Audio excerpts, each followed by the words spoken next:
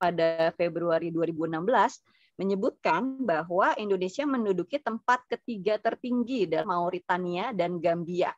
Dan hampir separuh anak perempuan di Indonesia telah mengalami praktek P2GP. Berdasarkan penelitian yang terbaru tahun 2017 yang tentang P2GP yang dilakukan oleh Komnas Perempuan bekerja sama dengan Pusat Studi Kependudukan dan Kebijakan UGM Jogja, itu mengungkapkan fakta bahwa praktek P2GP ini dilakukan yang tanpa perlukaan atau simbolis itu hanya sebanyak 1,6%, tapi ternyata lebih banyak lagi 10% ya, itu persentasenya itu dilakukan bersamaan dengan paket persalinan. Jadi artinya pada saat ibu melahirkan itu dari klinik atau rumah sakit menawarkan paket persalinan tindik ya untuk bayi perempuan dan juga sunat perempuan gitu atau P2GP. Jadi untuk studi yang dilakukan oleh Kalyana Mitra, kami berharap bisa berkontribusi pada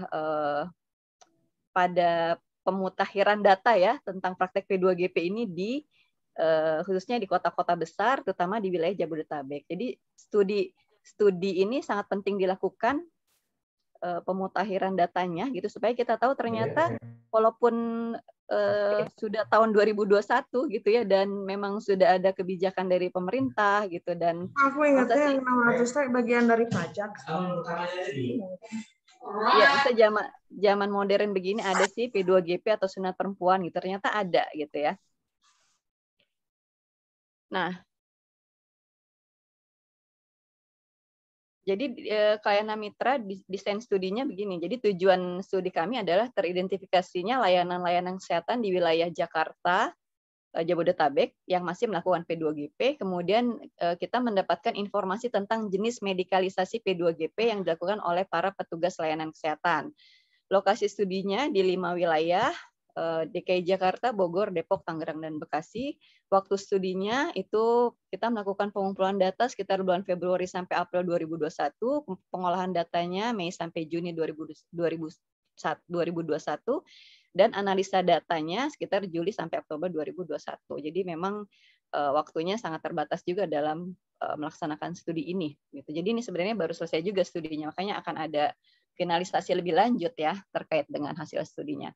Tim studi kami hanya sedikit, hanya 10 orang ya, ada nama-namanya di sini termasuk ada Ibu Atas Hendartini yang menjadi tim studi kami.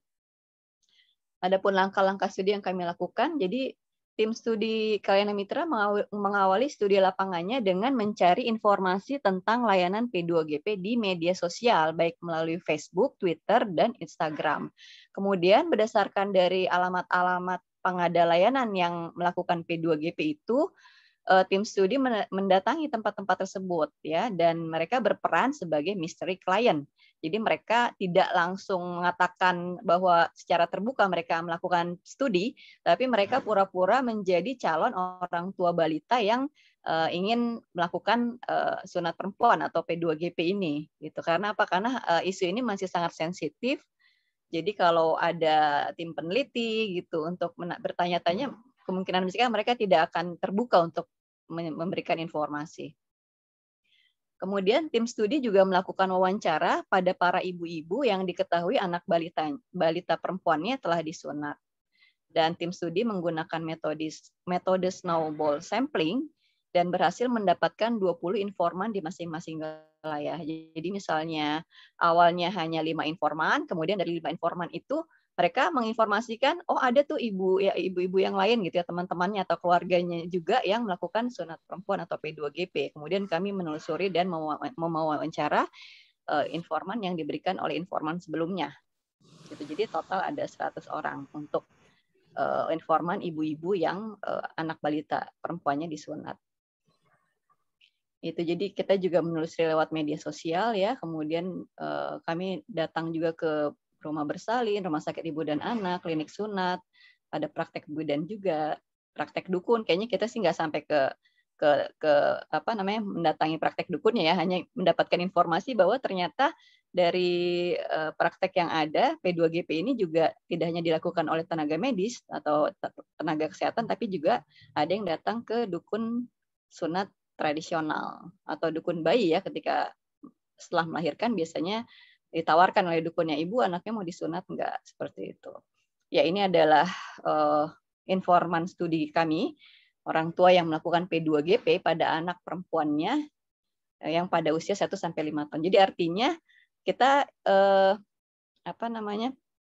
kita ingin memberikan informasi yang terbaru 5 tahun terakhir ini gitu, yang anak-anaknya adalah masih balita yang disunat gitu. Jadi bukan misalnya tahun 2021 anak yang disunat ini sudah berumur 40 tahun, enggak gitu. Jadi memang dia masih balita sampai di tahun 2021 ini. Jadi memang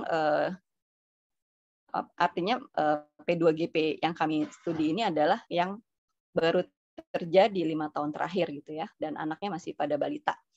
Ini adalah informasi informan kami di 5 wilayah, di mana dari informan yang kami dapatkan ternyata nggak semuanya juga disunat gitu. Jadi ada yang memang nggak disunat gitu. Jadi kita seleksi. Ya, ini adalah temuan studi kami, di mana ternyata berdasarkan temuan studi Kelana Mitra ditemukan fakta bahwa praktek P2GP ini tidak memandang tingkat pendidikan, jenis pekerjaan, dan usia dari ibu yang anak perempuannya disunat. Ya, ternyata ada juga ibu-ibu muda ya, nih ada yang di Bekasi umur 20 tahun, dia juga melakukan P2GP atau sunat perempuan. Jadi ini enggak terkait dengan tingkat pendidikan, status ekonomi ya, jenis pekerjaan, dan usia gitu. Jadi sunat perempuan ini memang banyak dilakukan oleh masyarakat dengan, kalau di presentasi selanjutnya, terkait dengan agama dan juga tradisi di masyarakat kita. Berbeda sekali dengan penelitian yang dilakukan di Sudan tahun 2012 ya, yang mengungkapkan fakta bahwa semakin tinggi pendidikan, semakin sedikit perempuan yang menyunatkan anaknya gitu. Jadi kalau di Sudan semakin tinggi tingkat pendidikan ibunya, maka dia akan sadar dan tidak akan menyunatkan anaknya. Tapi kalau di Indonesia, khususnya di 5 wilayah ini, nggak pandang tingkat pendidikan. Mereka pokoknya asal mereka yakin, oh harus disunat anak saya, atau melakukan P2GP ya, mereka sunat gitu, menyunatkan anaknya maksudnya. Jadi ini temuan kami. Kemudian yang selanjutnya adalah tempat para orang tua ini melakukan P2GP dari survei lapangan yang dilakukan oleh tim studi kami di Jabodetabek. Ditemukan bahwa pengadaan layanan P2GP ini sangat bervariasi. Ada yang rumah sakit, ada yang rumah sakit bersalin, puskesmas, klinik sunat, klinik 24 jam, atau bahkan dukun sunat tradisional. Di beberapa wilayah didominasi oleh rumah bersalin dan klinik khusus yang memang untuk sunat, tempat sunat. Tingginya minat orang tua yang menyunatkan anak perempuannya di rumah sakit bersalin karena memang ada tawaran paket bersalin itu yang tadi sekalian dengan paket tindik ya. Kemudian juga ada promosi-promosi harga yang spesial, kemudian dijual juga soal profesionalisme, di mana sunat perempuan ini atau P2GP ini dilakukan oleh dokter yang profesional dan berpengalaman, sehingga akhirnya orang tua semakin berminat, oh ya udah kita di klinik sunat aja deh, lebih profesional, seperti itu. Ya, ini adalah pihak-pihak yang melakukan P2GP, yaitu ada paling besar berdasarkan studi kami ada bidan ya, bidan menempati persentase yang paling besar, kemudian setelah itu rumah bersalin. Belum lagi sebenarnya ada juga yang bidan-bidan yang praktek bukan klinik bersalin tapi dia praktek pribadi gitu, itu juga ada. Keberadaan dari para dukun ya, dukun bayi atau paraji kalau di Sunda namanya, itu masih sangat berperan dalam melanggengkan praktek P2GP ini, karena yaitu karena masih ada keyakinan bahwa P2GP ini atau sunat perempuan ini adalah tradisi yang harus dilakukan. Kalau enggak, ya akhirnya nanti akan ada sanksi sosialnya atau kenapa-napa nanti anak saya, seperti itu. Jadi keyakinan bahwa harus dilakukan, sehingga banyak juga ternyata yang melakukan P2GP atau sunat perempuan ini ke paraji atau dukun bayi atau dukun sunat tradisional.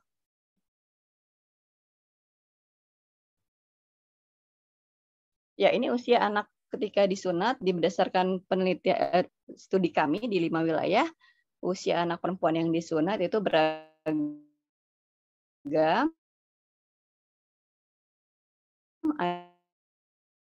ada yang dari saat baru lahir. Ini usia anak ketika disunat ini berbeda di setiap wilayah, tergantung dari tradisi dan pengaruh agama yang ada di wilayah tersebut. Biasanya di keluarga saya mah disunatnya pas baru lahir gitu, atau nanti aja sekitar umur 2 tahun atau nanti 5 tahun gitu. Jadi ada memang tradisi di keluarga yang sudah turun-temurun dilaksanakan bahwa anak perempuan itu ya disunatnya pada umur sekian gitu. Jadi ada pengaruhnya juga tradisi dan juga agama di 5 wilayah yang kami lakukan studi. Tapi sebagian besar sih mereka biasanya menyunatkan anak perempuannya ketika baru lahir sekalian dengan paket tindik tadi. Nah, seperti yang sudah saya sampaikan di awal bahwa tim studi lapangan kami menelusuri informasi tentang pengadaan layanan P2GP melalui 3 cara, yaitu hasil wawancara dengan orang tua yang anak balitanya disunat, mencari informasi dari sosial media atau media sosial, kemudian juga kita datang sendiri ke klinik yang memasang papan iklan sunat perempuan atau P2GP di tempat umum. Jadi ada memang klinik-klinik sunat yang mereka pasang plang menerima hitan perempuan, biasanya istilahnya hitan perempuan. Dan promosi layanan P2GP ini saat ini dilakukan secara terbuka dengan menggunakan layanan iklan media sosial melalui website, WhatsApp, Instagram, ataupun Facebook. Ya, ini adalah salah satu contoh brosur yang kami dapatkan dari Rumah Sunat Dr. Mahdian Jakarta. Rumah Sunat Dr. Mahdian ini ada beberapa cabangnya juga selain di Jakarta. Jadi secara eksplisit dan terbuka mereka mengatakan ya mereka melakukan layanan sunat perempuan. Ya, dan bahkan di dalam websitenya Rumah Sunat Dr. Mahdian ini itu dikatakan bahwa yang melegitimasi mereka melakukan P2GP ini adalah Permenkes tahun 2010 tentang sunat perempuan dan peraturan Permenkes ya, peraturan Menteri Kesehatan tahun 2014 gitu. Jadi dengan adanya kebijakan pemerintah khususnya dari Kementerian Kesehatan ini yang masih membolehkan praktek P2GP atau sunat perempuan, nah ini menjadi argumentasi hukum bagi para pelaku P2GP ini. Ada kok aturan hukumnya gitu, tahun 2010, tahun 2014 ada. Padahal berdasarkan yang terbaru ini kan tahun 2014 ya, Permenkes tentang sunat perempuan ini. Ini isinya adalah Permenkes nomor 6 tahun 2014 ini adalah mencabut Permenkes sebelumnya, yaitu tahun 2010 ya, di mana pada Permenkes 2010 ini tata cara sunat perempuannya itu dilakukan dengan cara menggunakan jarum dengan ukuran tertentu dan digoreskan dan jangan sampai menimbulkan pendarahan dengan jarum. Tapi itu sudah dicabut gitu dengan Permenkes 2014 ini. Dicabut dengan prosedur yang baru ya, dengan cara dibersihkan bagian klitorisnya dengan kain kasa steril ataupun bisa menggunakan betadin gitu. Jadi artinya menurut Kementerian Kesehatan itu lebih aman gitu. Tapi sebenarnya tetap aja apapun bentuknya, caranya, praktek P2GP ini adalah kekerasan terhadap perempuan dan anak gitu. Jadi masyarakat maupun klinik-klinik sunat ini nggak tahu bahwa peraturan 2010 ini udah dicabut gitu, nggak boleh lagi pakai jarum. Tapi ternyata mereka masih melakukan praktek dengan menggunakan jarum. Ya, ini juga klinik 123 yang melayani sunat atau hitan mereka sebutnya, atau sunat perempuan di sini ya. Ini melalui Instagram. Jadi mereka mempromosikan, ayo siapa yang mau sunat perempuan, kami siap melayani. Gitu. Dan ternyata mereka juga melegitimasi dengan adanya Permenkes 2010, masih dipakai 2010, padahal udah nggak berlaku ya berdasarkan Permenkes 2014. Gitu. Jadi dalam promosinya itu bahkan disebutkan bahwa Rumah Sunat 123 ini melakukan P2GP atau sunat perempuan ini dengan hanya menggores kulit bagian kepala atau selaput dari klitoris. Dan P2GP atau sunat perempuannya dilakukan oleh dokter atau tenaga ahli yang sudah bersertifikat katanya. Jadi aman. Jadi promosinya itu klinik 123. Dan ini di websitenya ya. Websitenya seperti ini. Jadi memang benar-benar mempromosikan bahwa sunat perempuan ini memang bisa dilakukan gitu, dan jangan takut, tidak akan membahayakan kesehatan bayi perempuan Anda istilahnya gitu dalam promosinya. Ya, ini alasan-alasan para pengada layanan P2GP ini ya kenapa masih tetap melakukan P2GP atau layanan sunat perempuan, ya, di mana para petugas kesehatan ini berdalih ya mereka nggak bisa menolak gitu layanan P2GP ini karena banyak banget permintaan dari para orang tua. Bahkan ada yang menyebutkan bahwa dirinya seorang bidan, ya, bidan di suatu wilayah gitu, dia akan diusir oleh masyarakat, oleh tetangga-tetangga sekitar kalau tidak melakukan praktek sunat perempuan ini atau P2GP ini gitu, karena dianggap ya ini kan tradisi, ini kan ajaran agama, masa sih kamu nggak mau melakukan P2GP, berarti kan bertentangan dengan tradisi dan juga ajaran agama, khususnya agama Islam. Jadi ada yang seperti itu informasi yang kami dapatkan.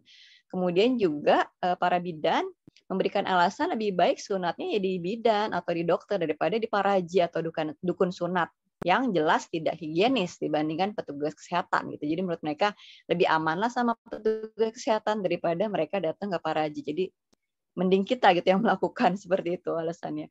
Kemudian juga para petugas kesehatan ini yakin bahwa tindakan medis yang mereka lakukan atau P2GP yang mereka lakukan ini nggak bertentangan dengan Permenkes 2014. Jadi memang Permenkes 2014 ini adalah membolehkan sunat perempuan atau P2GP ini dengan tata cara itu tadi, ya, dengan cara membersihkan dengan kain kasa steril dengan menggunakan betadine gitu. Jadi artinya ya pemerintah membolehkan kok sunat perempuan. Jadi kami ya nggak masalah melakukan layanan ini. Seperti itu. Dan juga selain Permenkes 2014, bahkan ada tadi yang 2010 ya, yang klinik Mahdian, ternyata fatwa MUI juga dijadikan legitimasi landasan kuat mereka untuk melakukan layanan P2GP. Gitu. Bahkan ini yang informasi ini kami dapatkan dari websitenya 123, klinik 123. Mereka mengatakan bahwa di Indonesia itu praktek P2GP atau sunat perempuan ini nggak seperti yang terjadi di Afrika. Jadi aman gitu, nggak berbahaya, nggak seperti yang di Afrika. Dan maksudnya sunat yang dilakukan oleh klinik 123 ini ya dilakukan oleh tenaga medis yang profesional, jadi aman gitu. Jadi mereka menganggapnya ya kalau praktek sunat perempuan di Indonesia itu nggak akan bermasalah kok, beda banget sama yang di Afrika yang sampai dipotong klitorisnya. Seperti itu. Ya, ini adalah biaya layanan P2GP yang sangat bervariasi di 5 wilayah, dari kisaran paling murah 50.000 yang dilakukan oleh paraji, bidan, praktek mandiri ataupun dokter ya, sampai bahkan 600.000 gitu. Jadi 600.000 kan lumayan nih, pemasukan banget ya buat klinik-klinik sunat, kan mahal ya. Jadi sebenarnya ya telah terjadi yang namanya komersialisasi praktek P2GP atau sunat perempuan di penyedia layanan kesehatan kita.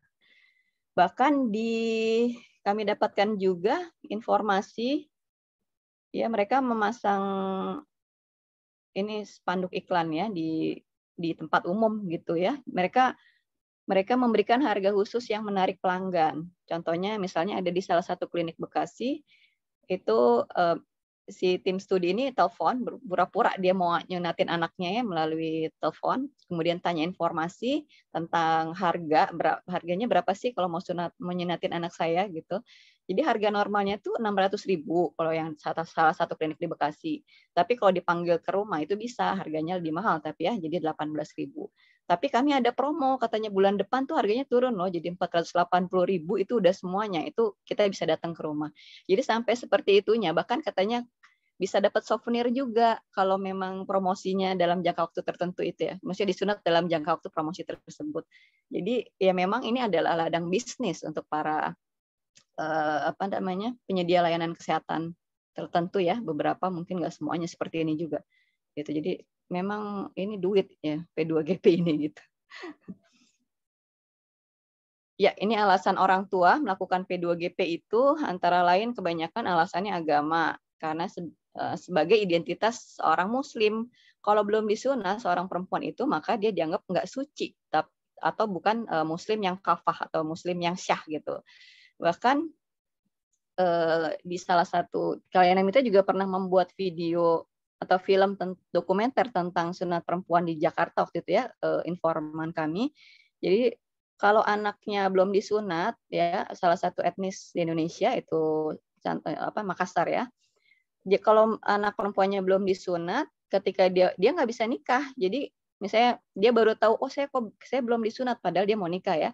Itu bisa ditunda dulu tuh nikahnya. Kamu disunat dulu. Pokoknya kalau mau nikah harus sunat dulu. Gitu. Dan itu dirayakan dengan pesta yang meriah. Kalau sunat perempuan sama dengan pestanya anak laki-laki yang disunat di tradisi Makassar. Ada di video kami, di film ya, di YouTube-nya Kalyana Mitra.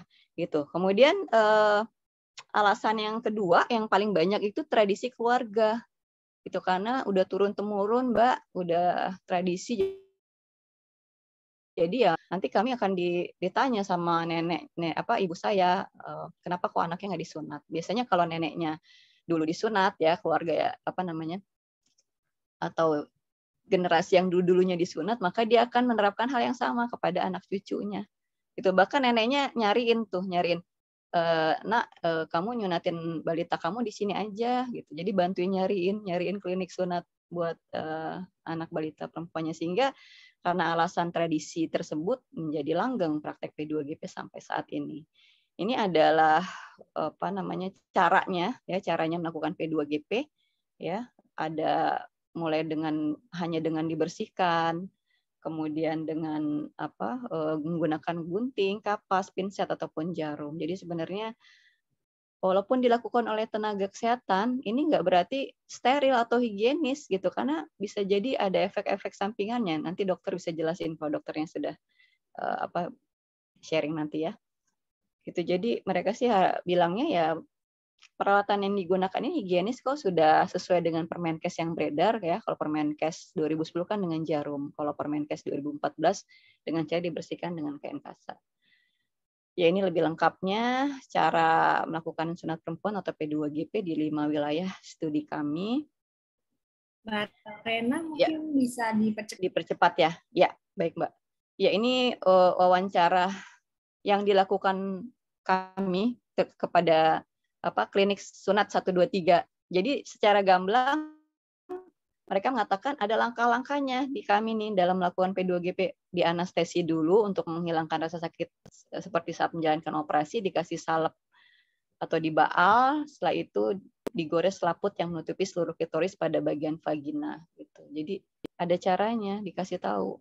Karena dianggapnya namanya medikalisasi gitu ya. Jadi memang praktek P2GP ini dianggapnya ya ini praktek medis, praktek kesehatan, makanya prosedurnya dianggapnya ya ini prosedur sesuai kesehatan, makanya namanya medikalisasi.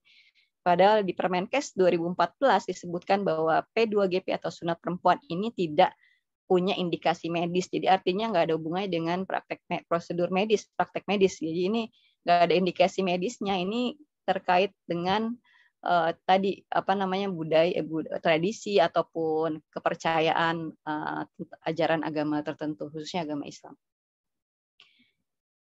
Ini ada juga P2GP bidan ya. Jadi bidan hanya melakukan simbolis. Jadi artinya P2GP ini juga melingkupi tidak hanya yang menggunakan alat gitu yang digores ataupun pakai gunting ataupun apa, tapi juga yang lain yang menggunakan alat, tapi juga simbolis. Ini termasuk juga praktek sunat perempuan yang membahayakan, yang merupakan kekerasan terhadap perempuan.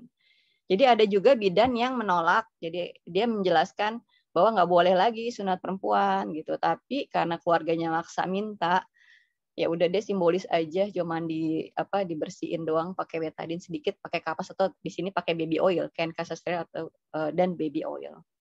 Itu ada di Depok. Nah dampaknya menurut para informan kami, dampaknya nggak parah kok Mbak, cuma nangis aja sebentar habis disunat, anak saya nangis tapi terus diam gitu, nggak ada masalah, ataupun demam ataupun perdarahan sedikit aja kok keluarnya, setelah itu sembuh. Jadi mereka nggak khawatir ada dampak jangka panjangnya gitu ya, atau ada dampak kesehatan yang lainnya, karena mereka nganggapnya aman. Ya, kesimpulan dari studi kami adalah sampai saat ini praktek P2GP dengan berbagai bentuk masih dilakukan di Jabodetabek dengan alasan ajaran agama maupun tradisi keluarga ataupun budaya. Jadi walaupun P2GP ini tidak pernah ada di kurikulum kebidanan maupun kedokteran, namun ternyata praktek ini masih dilakukan oleh bidan, dokter, dan bahkan dukun sunat tradisional karena alasan tadi banyaknya permintaan orang tua dan takut diberikan sanksi sosial oleh masyarakat. Medikalisasi dan komersialisasi praktek P2GP ini dilakukan bahkan secara terang-terangan oleh para pengada layanan kesehatan di wilayah Jabodetabek, mempromosikan melalui website maupun media sosial dengan legitimasi Permenkes 2010, 2014, dan Fatwa MUI tahun 2008. Jadi ternyata para informan kami, ya ibu-ibu terutama yang punya anak balita ini tidak paham bahwa sebenarnya P2GP ini tuh nggak ada manfaatnya bagi kesehatan perempuan. Mereka hanya ikut-ikutan aja tradisi keluarga atau bahkan katanya agama Islam mewajibkan, ya udah deh daripada kita dosa gitu ya. Jadi nggak sadar bahwa nggak ada manfaatnya untuk kesehatan. Bahkan juga mereka nggak paham bahwa P2GP atau sunat perempuan ini merupakan salah satu bentuk kekerasan terhadap perempuan dan anak. Dari hasil studi kami memberikan rekomendasi kepada pemerintah khususnya, pertama penting sekali kolaborasi multi pihak dan multi aktor ya untuk menghapus praktek P2GP ini, karena Kementerian Pemberdayaan Perempuan dan Perlindungan Anak sudah membuat rencana aksi pencegahan P2GP di Indonesia. Jadi ini adalah saat yang tepat untuk kita semua lintas sektor, lintas semua lah ya, kita bekerja sama bersinergi untuk melakukan penghentian praktek P2GP ini. Kemudian kementerian terkait, kementerian atau lembaga terkait, ada Kementerian Agama, Kesehatan, KPPA, dan Kementerian Pendidikan dan Kebudayaan ini harus aktif mengkampanyekan kepada masyarakat luas bahwa P2GP ini nggak ada manfaatnya bagi kesehatan perempuan, dan mengajak masyarakat untuk terlibat dalam pencegahan P2GP. Nah, ini penting juga informasi tentang bahaya P2GP ini perlu dimasukkan dalam kurikulum calon pengantin, juga pendidikan bagi orang tua ataupun calon orang tua agar mereka yakin nggak perlu P2GP dilakukan, nggak ada manfaatnya untuk anak perempuan mereka.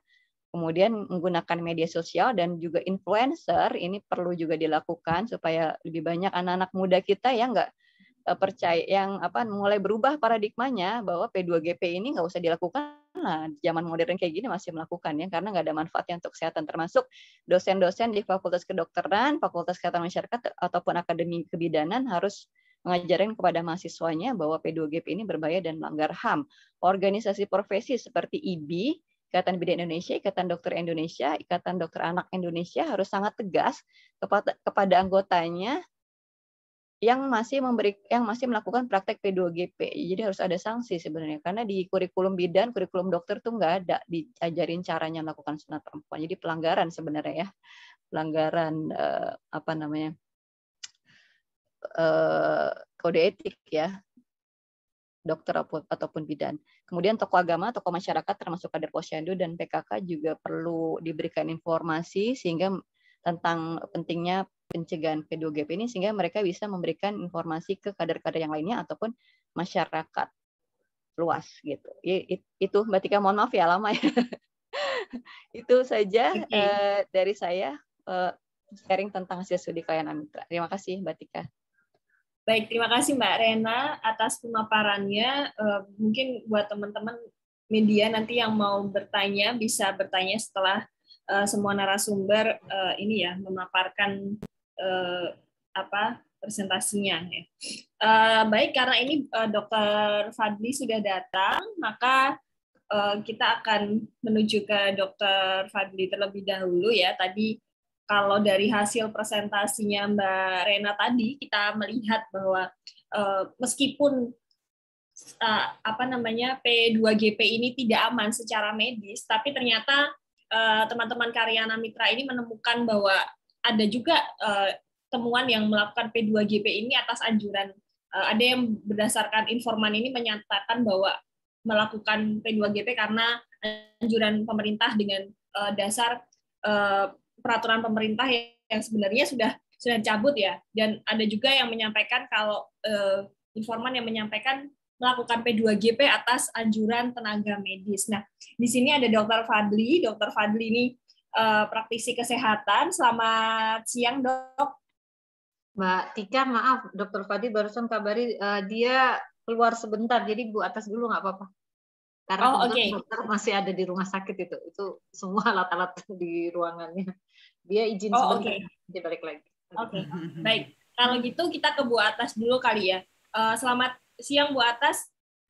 Selamat siang, Mbak. Iya, Bu Atas ini adalah peneliti kesehatan perempuan dan Bu Atas banyak ini ya, mungkin banyak mengamati atau mengadvokasi isu-isu P2GP di Indonesia. Dan tadi kalau dari temuan hasil riset Kalyana Mitra ini kan ada temuan yang cukup menggelitik ya, Bu ya. Kalau promosi P2GP ini nggak cuman offline saja, bahkan sekarang sudah mulai merambah ke media sosial. Dan tadi kalau aku kemarin juga sempat mengintip-ngintip laporan dari teman-teman Kalyana Mitra ini, bahkan ada yang sistemnya juga sampai bikin franchise ya, kalau nggak salah ya, praktek ini. Nah, mungkin teman-teman Bu Atas bisa memaparkan kepada teman-teman media di sini, sebenarnya tantangannya apa sih, Bu? Dan kalau tadi kita melihat juga bagaimana praktek-praktek P2GP ini juga bahkan ada yang berdasarkan anjuran dokter gitu, atau anjuran tenaga medis. Silakan Bu Atas. Iya. Terima kasih Mbak Widya. Saya matikan dulu video supaya ya kedengaran ya suara saya. Terdengar Bu, jelas. Ya. Jadi saya di sini sebagai anggota CWGI ya, mungkin semua kan sudah tahu CWGI ada SIDO Working Group Indonesia didirikan 2006. Dan jadi saya, Lilis, Rena itu sudah pernah ke United Nations di mana untuk SIDO ya, itu satu konvensi against all forms of discrimination against women ya waktu itu. Nah di tahun 2012 pun sudah ditanyakan itu kepada kita ya oleh Komite SIDO di United Nations itu. Oleh karena itu kalau dipikir sekarang udah 8 tahun ke depan ya. Nah, jadi saya perlihatkan slide berikutnya Mbak Rena, itu betapa lamanya kita melakukan advokasi. Ya, di sini ya teman-teman. Jadi saya sendiri awalnya kan 20 tahun peneliti kesehatan perempuan, waktu itu disebutnya Safe Motherhood. Itu saya masuk di Atmajaya sebagai peneliti full time, itu tahun 1985. Jadi boleh dibilang ketahuan ya umur saya ya. Nah di tahun 1990 tuh di sana sudah terus-terusan digodok kesehatan perempuan. Di sana oleh WHO, oleh UNICEF, oleh semua ya. Nah di tahun 94 itu adalah tonggak yang sangat penting. Ini juga BKKBN dan Kementerian Kesehatan selalu pakai konferensi ini, disebutnya ICPD di tahun 1994. Dan kebetulan pemerintah waktu itu membawa pertama kali akademisi dan juga LSM. Ya, jadi waktu itu Perkumpulan Keluarga Berencana Indonesia juga ada yang ikut satu. Kemudian dari kajian wanita UI itu Profesor Saparina Sadli begitu. Jadi tim BKKBN yang mengetuai waktu itu membawa tim yang sangat besar, 30 orang total. Nah, saya kebetulan nggak bisa diberi izin pergi, sebetulnya sangat ingin pergi tapi Yayasan Atmajaya waktu itu mengatakan tidak bisa saya pergi ke sana. Jadi saya tidak ikut, tapi tahun 95-nya kita semua berkumpul. BKKBN mengkoordinir itu semua di UGM. Oleh karena itu sampai sekarang komitmennya UGM itu bagian kependudukan ya, ada Departemen Kependudukan itu sampai sekarang komitmennya sangat tinggi. Nah kami karena kita adalah juga selain saya peneliti, saya juga dosen di kajian wanita UI. Jadi waktu itu ada satu yang hadir dari yang ikut sama Ibu Saparina Sadli itu ada namanya Anita Rahman. Dia pulang, dia langsung katakan, itu dibicarakan soal FGMC itu di konferensi ini. Karena masuk di dalam violence against women. Kan konferensi ini pertama meluncurkan reproductive health, kesehatan reproduksi. Jadi bicara soal kesehatan reproduksi itu adalah di tahun 1994. Betul-betul itu mesti dibaca dokumennya bagus sekali. Nah, jadi kita berdasarkan dokumen itu, kita waktu itu Anita Rahman mengatakan, coba kita sebagai dosen-dosen foto aja dari genital kita, karena kan susah sekali itu melihat organ kita sendiri ya, karena di bawah dia. Buat foto sendiri tanpa nama, dikasih di satu box. Jadi akhirnya kan semua orang nggak tahu sebetulnya siapa itu genitalnya itu kan ya. Nah mereka kaget gitu, ada beberapa dan kebetulan yang berasal dari Sumatera itu memang ada yang hilang, itu labia minoranya dan sebagainya gitu ya. Jadi akhirnya di situ di antara kita berdiskusi. Nah ya itu satu, riset diri sendiri kita sebagai perempuan, karena memang saya pun setelah melahirkan baru akhirnya lebih concern dengan apa sih kesehatan perempuan itu, apa yang mesti dilihat ya, ada hal-hal seperti itu. Nah, kemudian kajian wanita UI itu jadi terus riset. Jadi Anita Rahman itu pertama di Cijeruk, Jawa Barat. Nah, itu yang tadi Mbak Rena katakan paraji waktu itu. Jadi ada studinya namanya studi sunat perempuan di Cijeruk ya, di jalan mau ke Sukabumi. Itu. Kemudian riset lagi, ada banyak sekali riset yang dilakukan ya oleh teman-teman, ada juga Liz Markus, seingat saya, terus ada berapa, pokoknya dari tahun 95 sampai 99 itu. Kemudian yang besar yang 1999 itu karena pertama kali mendapat dana Population Council itu kan untuk kependudukan ya, jadi menyatakan baik silakan itu di 10 provinsi, tapi karena dananya nggak begitu besar, artinya diambil satu kabupaten di provinsi itu gitu. Nah di Sumatera begitu lagi, di Sumatera memang lebih banyak waktu itu ya yang menyatakan soal sunat ini dan sebagainya ya, itu ada riset lagi. Kemudian tahun 2001-2003 itu makin mengerucut kepada tokoh agama. Jadi yang tadi kan lebih kita carinya kuantitatif. Akhirnya 2001-2003 kita mulai yang kualitatif, lebih dekat dengan tokoh agama dan sebagainya. Akhirnya jangan lupa ya teman-teman, Ibu Sinta Nuria, istri dari Presiden kita Gus Dur, itu kan beliau S2-nya di Kajian Wanita UI, masuknya tahun 94. Jadi pas beliau pun ada di sana dan beliau mengatakan selalu bahwa ada satu komunitas NU yang betul-betul dari zaman dulu itu adalah di Cipasung di Tasikmalaya itu tidak pernah mengenal circumcision ini yang disebut khitan perempuan gitu. Nah, jadi saya waktu itu juga sangat ingin pergi. Jadi saya dengan Ibu Nuriah pergi ke sana ya. Nah, akhirnya Ibu Nuriah itu juga jadi salah satu di garda terdepan untuk melarang ini. Karena dia katakan juga karena beliau juga terus berdiskusi ya, berdialog apa betul itu sunnah makruh dan segala ya. Nanti siang bisa ada Ibu Norofiah, bisa diikuti perdebatan ini. Yang pasti akhirnya Ibu Nuriah bersedia mengadvokasi itu berapa kali pertemuan-pertemuan di Kementerian Kesehatan, dialog-dialog dan juga dari Departemen Agama. Nah, saya masih ingat sekali di tahun 2005 itu yang datang dari pembicara dari Departemen Agama mengatakan saya tuh 20 tahun ditempatkan Departemen Agama di Kalimantan, waktu tahun 80-an tuh belum ada sunat perempuan. Tapi yang mendatangkan kok justru bidan-bidan dari Jawa gitu. Nah itu kita kaget gitu kan. Dan dirjan-dirjannya dengar sendiri di sana Menteri Kesehatannya dan sebagainya ya.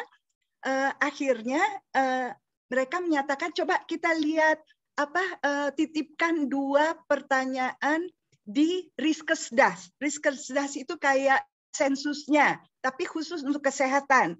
Itu di tahun 2013 ya. Ternyata benar di semua provinsi sunat perempuan itu sudah ada di tahun 2013 itu ya. Itu pertama kali besar-besaran dilakukan dua pertanyaan itu dan hasilnya seperti itu. Akhirnya sebelum itu kan di 2010 tadi Mbak Rena udah katakan ada peraturan menteri yang tadinya melarang, ya kan? Tapi terus dapat dari MUI lagi dikatakan tidak boleh melarang. Begitu. Jadi yang 2010 akhirnya dicabut karena tidak boleh melarang, dapat dari MUI. Ya. Setelah itu baru 2014 ada lagi yang dengan tadi Mbak Rena katakan prosedur. Jadi nanti itu akan dibahas nanti siang jam 2. Nanti teman-teman jika mau mengetahui lebih dalam ya. Nah, jadi keluarkan peraturan menteri ini. Tapi yang kami juga sangat berterima kasih adalah kemudian di tahun 2017 sampai 2018 karena studi ini cukup besar ya, dilakukan oleh Komnas Perempuan dan UGM. Yang saya bilang komitmennya selalu besar sekali di dalam kesehatan perempuan ini. Jadi itulah teman-teman mesti baca sendiri penelitian yang sangat mendetail dari risetnya Komnas Perempuan dengan UGM ini. Dan bagusnya terima kasih kepada Kementerian Kesehatan akhirnya ditetapkan mereka juga menggunakan P2GP karena dulu dikatakan kita tidak seperti yang WHO katakan kan ada 4 tipe tuh kalau WHO bilang ada yang sama sekali dihilangkan seperti yang di Afrika. Jadi kalau kita cuma circumcision ternyata nanti Anda bisa lihat circumcision itu bukan main-main. Ya, next. Nah, ini adalah penelitian oleh Yayasan Mitra Inti di daerah Bandung. Betapa mengerikan yang riset sunat massal untuk anak perempuan. Dan sebetulnya di riset itu sendiri ada baskom dengan air di mana selaputnya itu ada dimasukkan di air itu mengambang. Dan teman-teman jurnalis perlu tahu, ini yang massal ini bahaya sekali, karena jika ada anak yang HIV, itu peralatannya bisa menularkan kepada anak itu. Jadi disinilah, oleh karena itu saya nggak tahu apa masih terjadi yang massal seperti ini, tapi waktu 2001 ini sangat mencengangkan. Ini di daerah Jawa Barat ya, sekitar Bandung. Ya, berikutnya. Jadi kami sebagai dosen dan peneliti terus berusaha untuk ya mengawal ya apa sih yang terjadi dengan genital kita ya. Tentunya kita sebagai perempuan dari kajian wanita ingin melihat apa saja sih ya. Nah, ini betul-betul foto-foto juga dan ini yang terakhir, foto-foto dari yang dilakukan oleh UGM di sekian provinsi. Jadi teman-teman perlu melihat studi ini, ya, studi besar ini. Berikutnya.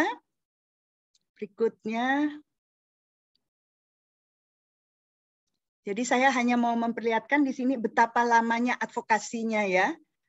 Mbak Rena bisa berikutnya.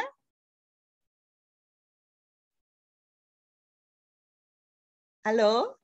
Halo. Iya, Ika ya ini ya. Ini yang 2013, yang dari ini ya, Riskesdas itu sebetulnya ya 5 tahun sekali. Jadi ini terlihat. Nah, disinilah akhirnya juga Depkes mulai melihat bahwa ya ini kita harus concern ya. Ini yang 99 yang saya katakan. Yang di mana kajian wanita masih ikut di sini, Padang Pariaman, sampai Kutai, Gorontalo, Makassar, Bone. Yang tadi Mbak Rena katakan di Jakarta Utara itu memang suku Bugis. Suku Bugis itu ada daerah pesisir di Jakarta Utara, itu ada spesial dukunnya. Dan mohon dilihat di YouTube video pendek itu karena memang mencengangkan sekali. Karena dia sudah tua, matanya tidak pakai kacamata, jadi sebetulnya pada saat dia melakukan itu dia sudah tidak 100% lagi matanya melihat apa yang dia lakukan. Berikutnya. Jadi di situ yang Riskesdas mengatakan 51,2%. Ya, berikutnya. Iya, ini silakan dibaca sendiri yang 2014. Nah, mengapa medikalisasi sunat terus berlangsung? Tadi sudah dikatakan. Ini adalah dari Maria Ulfa Ansor ya, semua mengenalnya. Beliau dulu 2 kali berturut-turut jadi tokoh ketua Fatayat, dan dia juga lulus S2-nya di tempat kita, Maria Ulfa Ansor, yang Oktober atau sebetulnya 30 September barusan ini dia memberikan hal seperti ini, ya, bahwa kenapa tetap sunat perempuan ini dilakukan di masyarakat, ya. Tenaga kesehatan yang masih melakukan sunat perempuan memberi alasan seperti tadi yang Mbak Rena katakan. Terus metode yang digunakan tenaga kesehatan juga sangat bervariasi menurut keyakinan masing-masing. Teman-teman jurnalis perlu tahu pada saat mungkin kita 2001 ya, yang kita tuh ada forum kesehatan perempuan. Kita selalu berkumpul dari berbagai LSM. Waktu itu saya sudah masuk di Perkumpulan Keluarga Berencana Indonesia, itu juga terus melakukan advokasi ya. Dan di sana diketahui ada 1 buku dari suami istri yang diwawancarai di Jogja. Suaminya seorang dokter, istrinya padahal sudah punya 3 anak. Akhirnya dokter itu mengatakan, saya menyunat sendiri istri saya. Karena kenapa? Dia baru sadar bahwa jika melakukan hubungan, kalau si istri tidak disunat, itu sangat berdosa. Itu ada bukunya. Ya, jadi kami bisa merujuk ke buku itu. Ini adalah suami istri yang tinggal di Jogja, dan itu bukunya sekitar 2001 juga keluarnya. Ya, ini juga Mbak Maria yang mengatakan juga, Maria Ulfa. Berikutnya Mbak Rena. Ini semua dari Mbak Maria Ulfa. Ya, bahwa praktek sunat perempuan dianggap sebagai kewajiban, ya, kemudian semua yang tadi Rena sudah katakan, menjaga kesucian dan tidak menjadi genit lagi dan sebagainya, ya. Berikutnya kita bisa cepat, tinggal sedikit lagi. Ya, nah ini kan, ya kenapa sih ini yang tadi dikatakan oleh Mbak Rena kan, kenapa terus dilakukan padahal nggak pernah di Fakultas Kedokteran itu diajarkan. Kita punya 84 fakultas kedokteran se-Indonesia tidak pernah diajarkan, dan juga di Akademi Kebidanan tidak pernah diajarkan. Jadi it's time to stop touching our genitals. Kita mintanya itu karena kita juga secara regional sekarang punya ini ya, karena regional juga termasuk dengan Mesir, kita sangat sering berkomunikasi. Silakan lanjut. Lanjut. Iya. Nah, terima kasih ini kepada Kementerian Kesehatan. Di sini dimasukkan di buku KIA, dan juga jadi setiap ibu hamil kan pada saat dia hamil dia punya buku ya, buku KIA kan dikasih puskesmas atau posyandunya. Nah, di sana sudah tertulis bahwa sunat perempuan itu berbahaya. Jadi anjuran sudah ada. Bahkan ini sudah Kementerian Kesehatan juga tahun 2018 ada lembar baliknya dan sebagainya. Ini sebagai anjuran, jangan, tidak perlu lagi pemotongan dan perlu. Jadi P2GP memang sudah diadopsi oleh Kementerian Kesehatan dan juga oleh KPPA. Ya, bahkan sekarang juga Kementerian Agama, karena dia bergerak di KUA ya untuk calon-calon pengantin. Berikutnya, ini semua advokasinya ya. Kita terima kasih sekali kepada Kementerian KPPA yang terus menjalankan advokasinya. Ini buku KIA-nya. Ini di bawah sekali. Coba yang di sini yang punya anak yang masih kecil dapat buku KIA bisa dilihat di bawah ada anjurannya. Berikutnya tinggal dua slide lagi. Bisa Mbak Rena? Berikutnya. Ya, ini dibaca saja, komplikasi segera, komplikasi jangka panjangnya, kemudian dampak psikologisnya. Dampak psikologis itu yang sudah biasanya di atas 5 tahun, 7 tahun, 9 tahun. Karena yang dari suku Bugis itu biasanya 9 tahun. 9 tahun. Jadi dia betul-betul mengingat kembali, dan kita bertemu dengan beberapa orang yang sampai sekarang dia itu masih merasa trauma sekali melihat bambu yang diruncingkan, karena pada saat itu dia dengan bambu. Dan sekali lagi komplikasi jangka panjang nanti bisa Pak Fadli yang katakan, tapi saya ingat sekali anak saya itu bahkan jika digigit oleh nyamuk, itu dia langsung gigitannya itu jadi kiloid. Jadi dia lahirnya memang seperti itu. Jadi saya selalu bilang sama dokter anak saya, kenapa ya ini kok dia banyak ada benjolan gitu ya. Jadi seperti daging yang tumbuh. Dokter bilang memang ada banyak orang yang itu disebut kiloid. Nanti ditanya. Nah ini bisa mempengaruhi seksualitas dari perempuan itu karena dia tertutup oleh daging yang kemudian tumbuh. Ya, berikutnya. Iya, ini dibaca saja, nanti dilihat karena kita organ kita kan sama sekali lain. Nanti sore jam 2 akan dipaparkan oleh Mbak Nur Rofiah dan juga Pak Muhammad Fadli sebagai dokter, itu akan diceritakan. Jadi saya hanya pesan sama para jurnalis di sini, mohon siapa yang punya anak perempuan, lihatlah bagaimana bedanya antara laki-laki dan perempuan. Si perempuan itu, kebetulan saya punya cucu perempuan ya, pertama kali saya ingat sekali, saya langsung ingin lihat. Dan saya kaget kan, mereka klitorisnya itu setengah kuku saya. Kuku jempol saya ini, itu adalah klitorisnya, setengahnya itu. Dan saya melihat sendiri, di tahun 90-an pada saat saya melakukan satu penelitian di puskesmas, itu bidannya kan melakukan sunat ya, dan dia mencongkel-congkel, dia katakan seperti nasi itu mesti keluar. Ya, dan saya waktu itu kan masih peneliti muda yang nggak begitu ngerti begitu ya apa. Ternyata setelah saya lihat dari penelitian lain, bahkan untuk mengeluarkan yang seperti nasi itu dengan koin.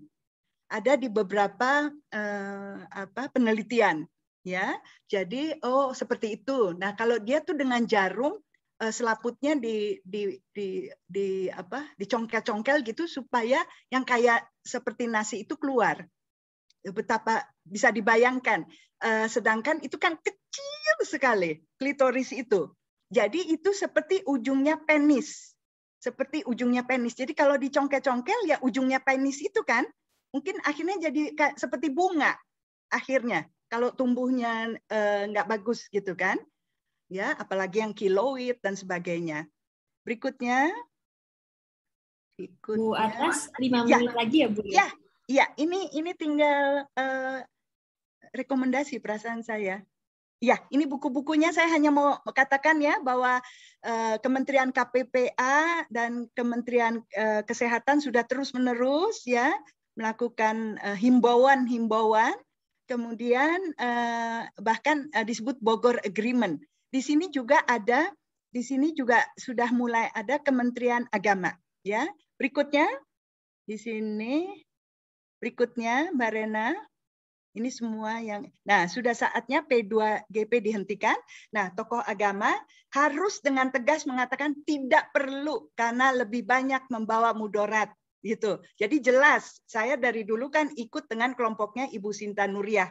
Ya, pada terus terang, saya pernah marah sekali kepada ibu saya karena kakak saya tahu sekali disunat, karena dia juga disunatnya umur 9 tahun.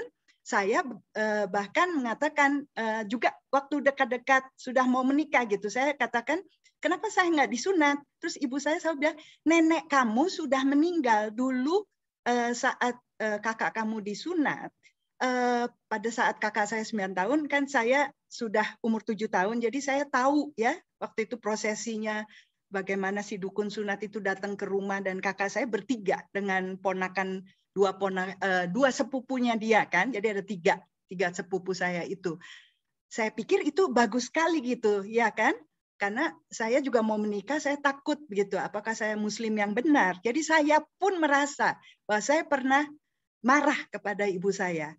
Nah, itu yang saya akhirnya sekarang karena selalu dengan Ibu Sinta Nuria dan sebagainya, akhirnya pada saat saya memiliki seorang cucu perempuan, saya yakin. Nah, keyakinan itu yang harus dikatakan oleh tokoh agama. Sekarang tenaga kesehatan.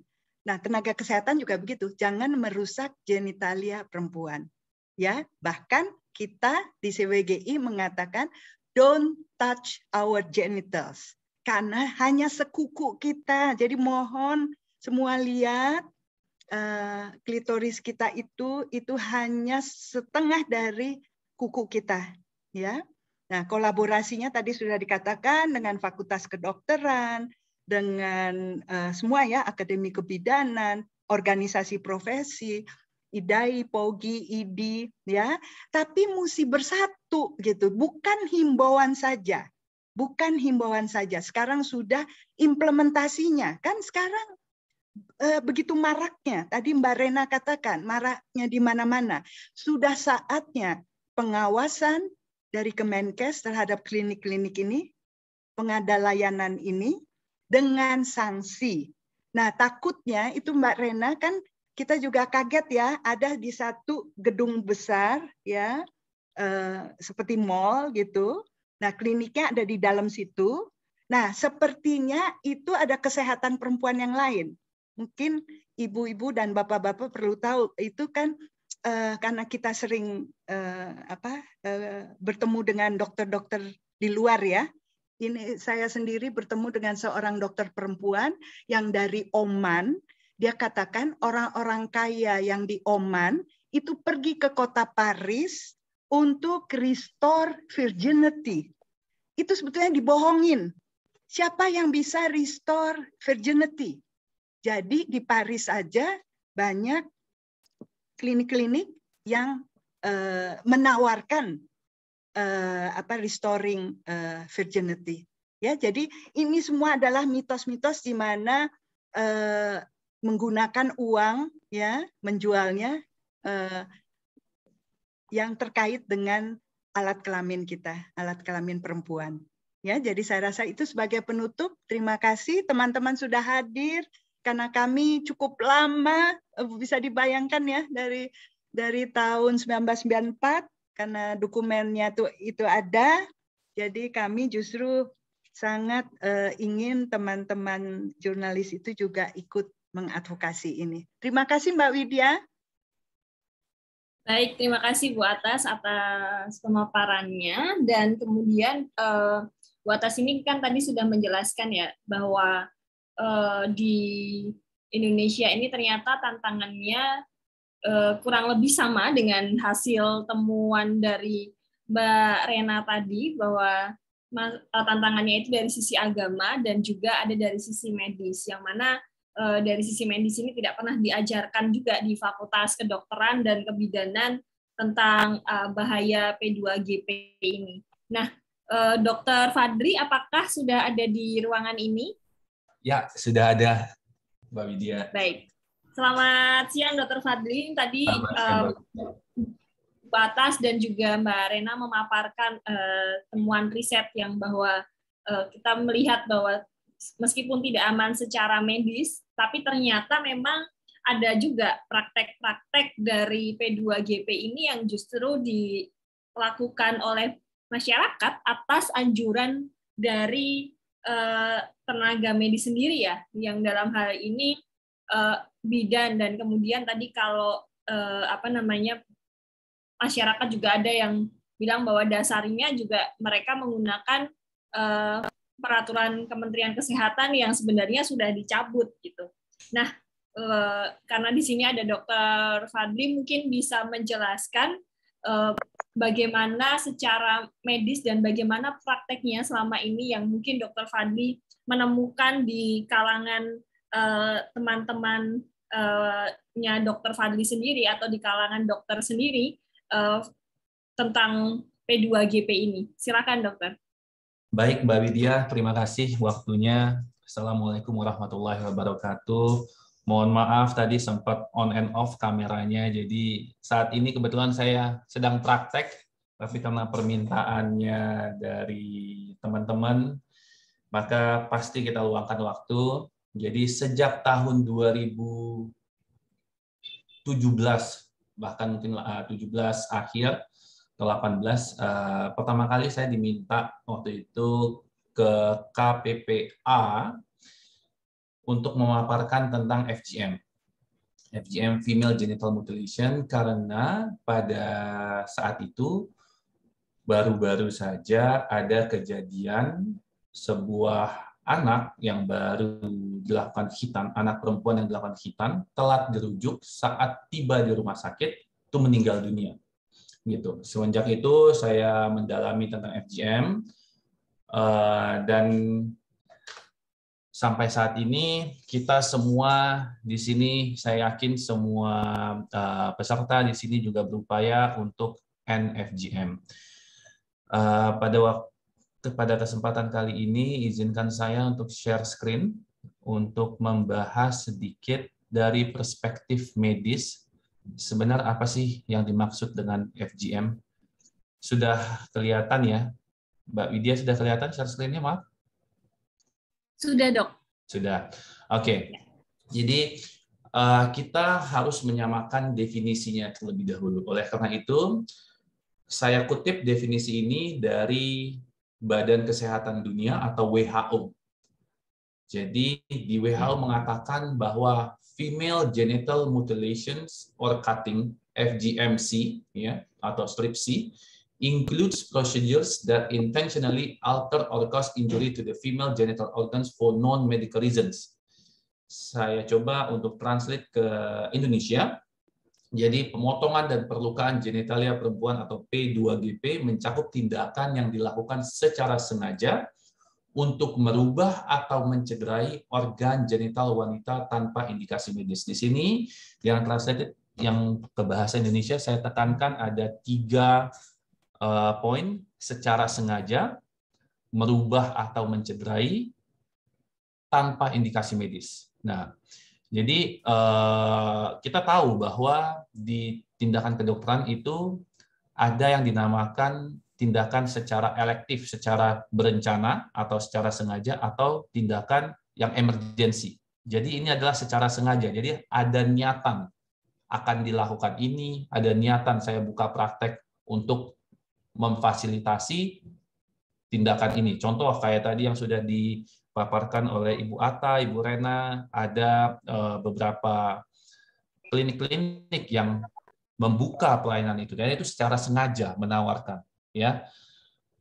Dan nanti kita melihat apakah merubah atau mencederai sampai mana. Tadi Bu Atta juga sudah menjelaskan ada klasifikasi FGM 1, 2, 3, dan 4. Dan kita lihat juga apakah ada atau tidak indikasi pada medis. Karena ini sering dibikin sebuah alasan. Laki-laki dikhitan, kenapa perempuan tidak dikhitan? Nah, akan kita bahas nanti tentang anatomi, ya, tentang klasifikasinya, tentang khitannya, dan tentang resiko-resikonya apabila dilakukan tindakan khitan. Nah, kalau kita searching, memang kita lihat di Google, di sini kita bisa lihat bahwa dikatakan banyak, kalau kita searching di Google tentang khitan pada perempuan, bahkan 5 situs teratas itu mengatakan khitan pada perempuan itu banyak bagusnya, karena mereka membuka pelayanan khitan pada perempuan. Di sini dikatakan bahwa mencegah pembesaran klitoris, mencegah getaran pada klitoris, menghilangkan hasrat nafsu yang sangat kuat, mencegah bau tidak sedap, mengurangi resiko infeksi saluran kencing, mengurangi resiko infeksi saluran kandungan. Nah, ini apakah benar atau tidak, nanti kita akan bahas nih. Kita akan bahas bersama tentang anatominya. Kalau kita sudah melihat anatomi pada organ reproduksi pada wanita atau genitalia eksternal terutamanya, Apakah hal ini benar atau tidak? Ada juga Tempo pada, saya nggak tahu nih, dipublish pada tahun berapa, mengatakan sunatun nihil manfaatnya. Ya, jadi tidak ada manfaat sama sekali dan bahkan memiliki 4 resiko, yaitu perdarahan, masalah buang air kecil, kista, dan bisa mengakibatkan infeksi. Nah, kalau kita bisa lihat, ini sesuatu yang berbeda banget. Satu ngomong positif, satu ngomong negatif. Nah, ini mana yang benar? Mana yang benar? Yang kita ketahui bahwa dulu ada yang namanya Millennium Development Goals atau MDGs. Saat ini target kita adalah SDGs, Sustainable Development Goals. Di poin kelima kita lihat gender equality, jadi kesetaraan gender. Di sini pada poin yang ketiga kalau saya tidak salah, bahwa dikatakan angka tindakan FGM atau khitan pada perempuan pada usia 15 sampai 19 tahun di 30 negara telah menurun dari dalam 1 dalam 2 perempuan menjadi 1 dalam 3 perempuan di tahun 2017. Ya, target kita apa? Kita menghapus semua tindakan berbahaya seperti pernikahan dini juga dan P2GP. Kenapa pernikahan dini ini juga mengganggu kesehatan reproduksi perempuan kelaknya, termasuk sama pentingnya dengan P2GP. Kalau kita lihat lebih dalam lagi, dipublish oleh UNICEF mengatakan bahwa secara keseluruhan sebenarnya negara-negara di luar sana juga angka tindakan FGM itu menurun, dan kita lihat di sini bahwa tindakan-tindakan FGM ini malah dilakukan di Afrika sana kebanyakan. Bukan kalau kita eratkan dengan agama Islam, mohon maaf saya tidak berkompeten untuk membahas hal ini, tapi kalau agamanya Muslim, maka seharusnya yang paling tinggi itu mungkin Saudi Arabia, gitu ya, atau negara-negara ya yang benar-benar di sana yang sangat tinggi. Tapi kita lihat di sini tuh di Afrika, ya, yang mencengangkan sekali bahwa dikatakan minimal ada 200 juta perempuan dan wanita dari 30 negara yang telah dilakukan khitan, ya. Dan tiga besarnya berasal dari mana? Yaitu berasal dari Indonesia, Egypt, dan Ethiopia. Dan sangat mencengangkan sekali bahwa dikatakan di sini bahwa while in nearly all countries FGMC is usually performed by traditional practitioners, more than half of girls in Indonesia underwent the procedures by a trained medical professional. Dikatakan di sini, di luar sana tindakan khitan itu dilakukan oleh dukun kali ya, atau tradisional praktisional dukun lah gitu ya, tradisional praktisional dukun mungkin di Indonesianya. Tetapi mereka mengutip bahwa di Indonesia ini tindakan khitan itu setengahnya dilakukan oleh orang yang memiliki trained medical professional, yang memiliki sertifikat. Nah, ini mengagetkan sekali. Jadi siapa yang melakukan tindakan? Setengah populasi yang dilakukan khitan di Indonesia itu setengahnya dilakukan oleh katanya yang memiliki kompetensi. Kalau boleh cerita, saat melakukan pendidikan dokter umum, kami sebagai anak FK dulu sangat sering sekali melakukan tindakan khitan massal, tapi itu semuanya laki-laki, tidak pernah ada perempuan. Dari tingkat 2 untuk mengasah skill kita, knowledge kita, dan approach kita ke masyarakat, kita sering sekali melakukan bakti sosial, melakukan penyuluhan, gitu. Itu tapi semuanya sudah yang kita lakukan itu adalah khitan pada laki-laki. Nah, saat menyelesaikan pendidikan dokter spesialis obgyn ya di FKUI, itu juga tidak pernah ada materi yang mengajarkan kita tentang begini loh caranya SOP khitan pada perempuan gitu. Kalau pada laki-laki jelas kita diajarkan bagian ini gitu. Tapi kalau pada perempuan itu tidak ada. Jadi tidak ada routine procedures yang harus dilakukan untuk routine procedures khitan pada perempuannya gitu. Apapun alasannya, apakah itu secara hygiene kah, apakah itu tadi yang dikatakan di awal, kalau ada slide, kalau kita ingat di slide ketiga, bahwa untuk mengurangi hasrat, saya sempat menanyakan ke seksolog dan mencari jurnal-jurnal yang ada, bahwa tidak ada satu jurnal pun yang mempublish bahwa wanita memiliki hasrat lebih tinggi pada perempuan, pada laki-laki. Jadi tidak ada satu gender memiliki hasrat yang lebih tinggi dibandingkan gender lainnya. Itu tidak ada. Dan hasrat nafsu itu bukan muncul dari organ reproduksi kita, melainkan dari pikiran kita, dari benak kita. Jadi kita bisa lihat tadi, kalau kita kembali di sini ke slide yang ketiga, kata menghilangkan hasrat nafsu yang sangat kuat. Atau tadi dikutip dari presentasinya Ibu Atta, katanya biar nggak genit gitu.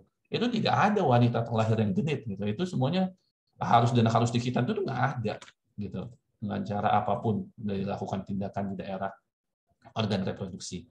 Nah, ini tadi sudah dibahas bahwa ya kita 3 besar ya yang menyumbang khitan di dunia, yaitu Indonesia, Egypt, dan Ethiopia. Pada pertemuan di Bogor, ada namanya Risalah Bogor di tahun, mohon maaf kalau saya salah, tahun 2019. Jadi kita sempat mengundang, kayaknya dia dokter juga, praktisi kesehatan, dan dia juga sebagai politicians di Egypt. Dia mengatakan bahwa di Egypt sana, yang membuka praktek khitan itu dikenakan sanksi pidana, ya, jadi bisa ditutup dan bahkan dimasukin penjara. Dan yang membawa anaknya untuk dikhitan pun mendapatkan sanksi. Nah, oleh karena itu, maka angka tindakan FGM di Egypt itu menurun secara drastis, ya, secara drastis. Jujur, kalau boleh cerita sedikit, sejak kelas 5 SD, saya dan keluarga kita hijrah ke Qatar, ke Doha, ya, bahkan saya menyelesaikan SD, SMP, SMA saya, dan saya juga dikhitan di Arab sana. Saya tidak pernah dengar bahwa ada wanita atau perempuan dikhitan. Pada tahun 2017-2018 saat pertama kali mendapatkan tugas FGM ini,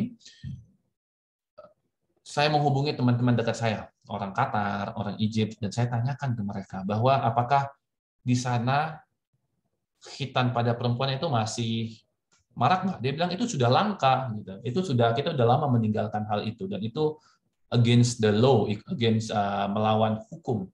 Jadi kita sudah lama meninggalkan tindakan khitan pada perempuan, apapun alasannya. Itu teman-teman yang di Arab sana mengatakan, dan kalau kita lihat memang sama sekali tidak ada. Yang malah 3 besar adalah kita, Egypt, dan Ethiopia. Nah, di Qatar malah tidak ada. Nah, kenapa laki-laki dikhitan? Laki-laki terlahir, ya, kalau kita melihat organ reproduksi yang luar, ada ekstra kulit atau namanya kulum atau bahasa kedokterannya prepusium yang menutupi gland penis, atau ujungnya ini adalah saluran pipis nih, saluran pipis. Kalau kita lihat pada anak-anak kecil terutamanya, kalau pipis terkadang ini suka gelembung dulu nih, atau bahkan anak-anak kecil tersebut harus ngeden sedikit untuk bisa pipisnya keluar. Kenapa? Karena biasanya kalau pancaran-pancaran terakhir, sisa pipis akan terperangkap di sini dan membentuk sebuah endapan atau sedimen.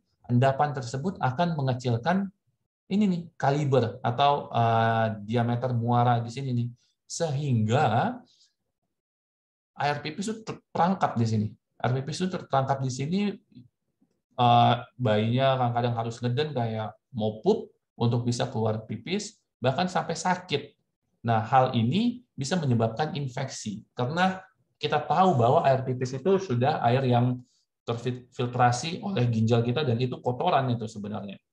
Nah, oleh karena itu terperangkap di sini dan bisa menyebabkan infeksi. Setelah itu muncullah namanya khitan, ya, circumcision, dibuanglah ekstra kulit, ya, sehingga terjadi begini. Dan tindakan ini, ya, adalah tindakan yang kita mendapatkan kompetensinya, ya, mendapatkan kompetensinya. Jadi di sertifikat dokter umum kita tuh bisa melakukan tindakan bedah minor. Di situ tertulis, salah satunya tertulis khitan ini, gitu ya. Jadi ini memang diajarkan dan prosesnya juga ada, SOP-nya juga ada. Jadi sebelum dilakukan khitan ini, kita membersihkan daerah yang mau kita operasi, kita operation field, ya. Kita bersihkan dengan apa? Dengan betadin bisa, dengan alkohol juga bisa. Setelah itu apa yang kita lakukan? Kita melakukan pembiusan. Pembiusan kita hilangin rasa sensasi nyerinya. Kita bikin baal, ya. Setelah itu kita potong dan kita dibekalin. Di sini banyak pembuluh darah. Pembuluh darah itu sangat banyak. Bisa resiko ada perdarahan juga. Ya, kalau ada perdarahan kita sudah dibekalin bagaimana cara untuk menghentikan darah. Dan kita juga menutup, kita jahit lagi, dan akhirnya seperti ini, sehingga kalau pipis, nanti tetesan terakhir pun tidak terperangkap lagi, dan gampang sekali untuk membersihkan organ genitalia pada pria ini. Jadi tetesan terakhir pun bisa. Dan dari sisi agama juga, maka tidak ada lagi sisa-sisa pipis nih. Jadi maka sholatnya katanya udah sah, lebih afdol gitu. Nah, kalau kita tulis, tidak hanya dari sisi agama saja buat sholat kita sah, tapi dari sisi medis, male circumcisions, ya, ini banyak sekali keuntungannya dari sisi kesehatan. Ini adalah systematic review dan meta-analisis adalah penelitian yang tahapnya sudah paling tertinggi dan keabsahannya sudah diyakinkan baik sekali, itu bahwa male circumcision ini bahkan bisa menurunkan angka kanker pada penis. Ya, menurunkan angka kanker penis pada pria. Jadi dari sisi kesehatan, dari sisi kalau bisa sholatnya juga lebih afdol karena tidak ada najis lagi. Dan ini juga banyak publikasi-publikasi internasional yang sudah mempublis bahwa male circumcision banyak manfaatnya. Ini salah satunya.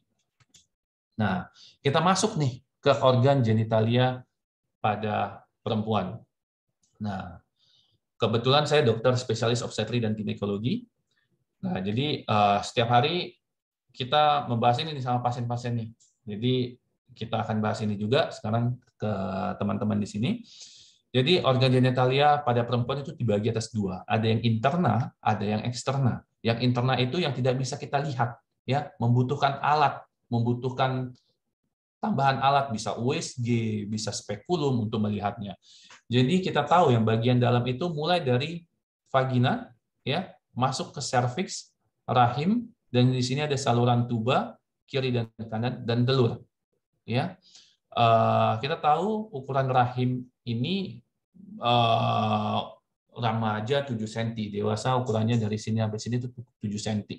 Dan kalau sudah hamil, ya, ini akan bisa membesar sampai 40 kali lipat. Ya, jadi dan semua saya yakin semua yang peserta kita di webinar pada hari ini, kita 9 bulan, kurang lebih 9 bulan kita semuanya ini tempat tinggal kita.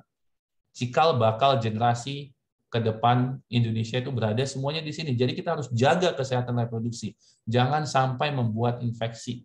Jangan mencetuskan, jangan melakukan tindakan-tindakan yang di luar keilmuan, di luar nalar.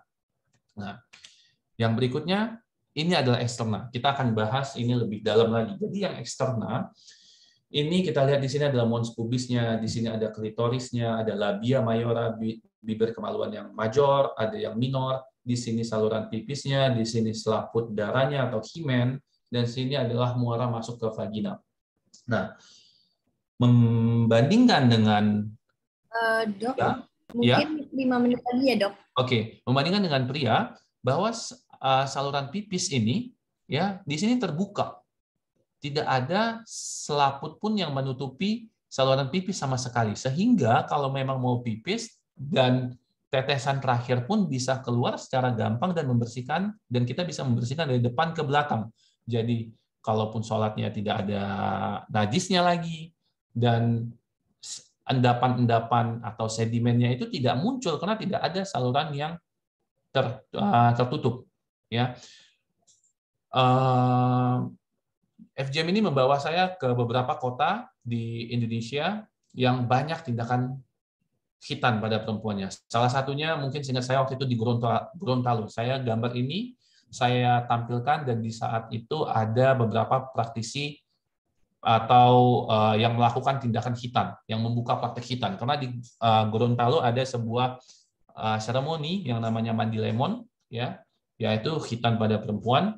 Nah, dan saya tampilkan gambar yang sama dan saya tanyakan ke ada 10 kurang lebih peserta di situ, dan saya tanyakan bagian mana yang mereka potong. Mereka itu ada yang mengatakan bagian klitorisnya, bagian labianya, bahkan ada juga yang bagian uretranya. Di sini kita lihat bahwa tidak ada standarisasi. Ya, dan setelah itu saya tanyakan, bagaimana caranya? Apakah kalian bersihkan terlebih dahulu bagian sana dengan betadin ataukah ada pembiusan? Tidak ada yang bisa menjawab. Mereka hanya udah cuci aja, suruh dia cebok dulu, langsung dibersihkan, langsung dilakukan tindakan. Nah, tindakannya pakai apa? Yang sangat mencengangkan sekali, ada yang menggunakan gunting kuku, karena ada ujungnya untuk membersihkan kuku. Nah, bisa mencongkel dengan itu. Ada juga yang menggunakan silet. Di sini kita lihat bahwa mereka menggunakan berulang-ulang. Saya yakin sekali mereka aja tidak tahu cara membersihkan menggunakan betadin, apalagi mensterilkan alat, gitu ya. Nah, jadi bisa menggunakan ulang-ulang. Tadi Ibu Atta sudah mengatakan bahwa ada namanya hitan massal. Kalau hitan pada massal, kalau alatnya digunakan tidak melewati sebuah sterilisasi, apabila satu anak terinfeksi sebuah penyakit, ya penyakit tertentu, maka ini bisa gampang sekali menular. Dan yang mencengangkan sekali, tadi Bu Atta juga mengatakan bahwa ada menggunakan koin. Ya, jadi zaman dulu itu ada koin, tengah-tengahnya itu ada lubangnya. Jadi mereka tuh menempelkan koin tersebut di daerah di sini, dan apapun yang muncul itu dipotong. Jadi yang paling besar itu muncul adalah klitoris, sedangkan klitoris ini sama dengan penis, gland penis. Laki-laki aja gland penisnya nggak dipotong. Kenapa perempuan klitorisnya dipotong? Kalau mau menurunkan angka kegenitan laki-laki, seharusnya penis ini juga dipotong. Ini malah perempuan yang klitorisnya dipotong. Dan kita ketahui bahwa di daerah situ ini banyak pembuluh darahnya, banyak sensasi-sensasi sarafnya. Bayangkan laki-laki di hitan pun itu sudah diberikan obat bius. Kalau perempuan dipotong gland penis yang lebih sensitif lagi, ini pasti luar biasa sakitnya. Saya masuk ke tipe FGM. Tipe FGM menurut tadi mungkin yang penelitian di awal, dan penelitian di UGM mengatakan yang paling sering terjadi adalah tipe 1 dan tipe 4. Kita lihat tipe 1 apa. Jadi tipe 1 itu dia memotong bagian sini, ya. Memotong bagian sini, dan tipe 2 dia memotong lebih ekstensif. Kalau dipotong, luka ketemu luka, dia akan menyatu. Kalau dia menyatu, maka saluran pipis ini jadi malah ketutup. Pipisnya bahkan yang awalnya lancar jadi ketutup sama labianya ini nih. Malah ini yang tidak baik, ya. Tipe ketiga ini tidak ditemukan kayaknya di Indonesia. Ini adalah tipe yang namanya infibulasi, jadi ditutup bagian sini semua. Kalau tutup bagian sini semua ini luar biasa, malah sangat salah sekali. Kita tahu bahwa wanita beranjak dewasa akan keluar mens darahnya kadang-kadang suka menggumpal, lebih kental viskositasnya. Ini pipis juga nggak bisa keluar, apalagi darah mens. Yang ke tipe 4, ini yang paling penting yang mau saya tekankan adalah apapun tindakannya, seperti menggores, menoreh, apapun, vaginal opening, jadi men-stretching, ya, stretching di labia, dicubit gitu ya, itu termasuk tipe 4. Jadi kalau mengutip kata-kata Bu Atta, don't touch the genital or genitalia, gitu. Jadi karena apa? Karena ada satu tindakan di kota, saya lupa kota di mana gitu di Indonesia, mereka melakukan hitannya dengan menggunakan kunyit bumbu masak.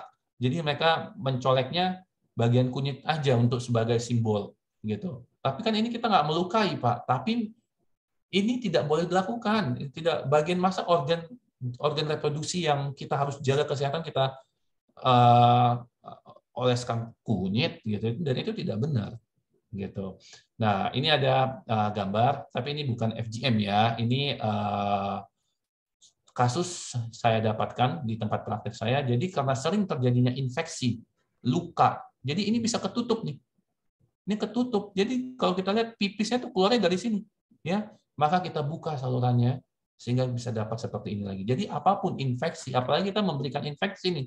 Kalau kita melakukan pemotongan di daerah sini tanpa melakukan sterilisasi daerah operasi, pasti akan ada infeksi yang ada kita makin menimbulkan banyak mudarat gitu.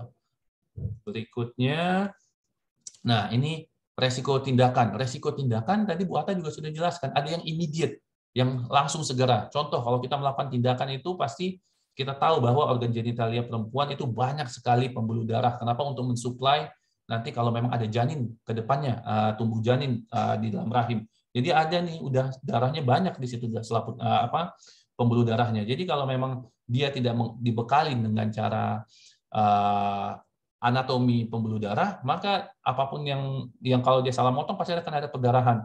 Kalau tidak dibius akan merasakan sakit. Nah, kalau memang kedua hal ini terjadi, maka keseimbangan tubuh terganggu sehingga akan terjadi sebuah shock. Kalau sudah shock, ini ada resiko kematian nih, death, sampai kematian. Dan kita tahu kalau memang sudah terbuka lapisan pada kulit, keluar darah, bisa ada resiko infeksi. Bisa resiko infeksi, bisa jadi infeksi pada pipis juga bisa, dan penyembuhan pada luka. Ya, penyembuhan pada luka. Untuk kedepannya, tadi Bu Atta mengatakan ada memang beberapa anak yang bakat keloid. Saya punya pasien juga begitu. Ada yang, dok saya tidak mau luka sesar saya ada keloidnya. Kita akan menurunkan resiko keloid, tapi kalau memang seandainya kamu bakat keloid itu akan muncul. Mau bagaimanapun kita lakukan pasti akan tetap muncul. Nah, bayangkan kalau memang anak tersebut memiliki keloid bekas hitannya. Jadi setiap berhubungan dia akan merasakan sakit. Bahkan dia tidak akan pengen merasa berhubungan. Dan ini bisa mengganggu keharmonisan rumah tangga. Jadi secara sexual function juga. Ini saya kutip langsung dari WHO. Untuk kedepannya, long term-nya secara psikis juga akan terganggu. Long term-nya ini akan membuat permanent damage pada genital tissue. Ya, jadi resiko ini perubahan yang kerusakan pada organ reproduksi secara permanen, bisa vaginal discharge. Ya, vaginalnya ada keputihan, gatal, gangguan menstruasi, ada gangguan haid, reproduksi, jadi infeksi pada saluran kandungan, bisa juga chronic genital infection, jadi bisa infeksi yang kronis atau menahun, bisa infeksi juga pada saluran pipis, dan bayangkan setiap pipis kita merasakan sakit, pasti sangat tidak nyaman. Nah, saya masuk ke kesimpulannya, tindakan FGM P2GP tidak memiliki keuntungan dari sisi kedokteran. Dari ID kita sudah mengeluarkan bahwa hitan pada perempuan tidak memiliki keuntungan. Dari POGI juga begitu, juga tidak ada. Dari IDAI juga sama, Ikatan Dokter Anak Indonesia.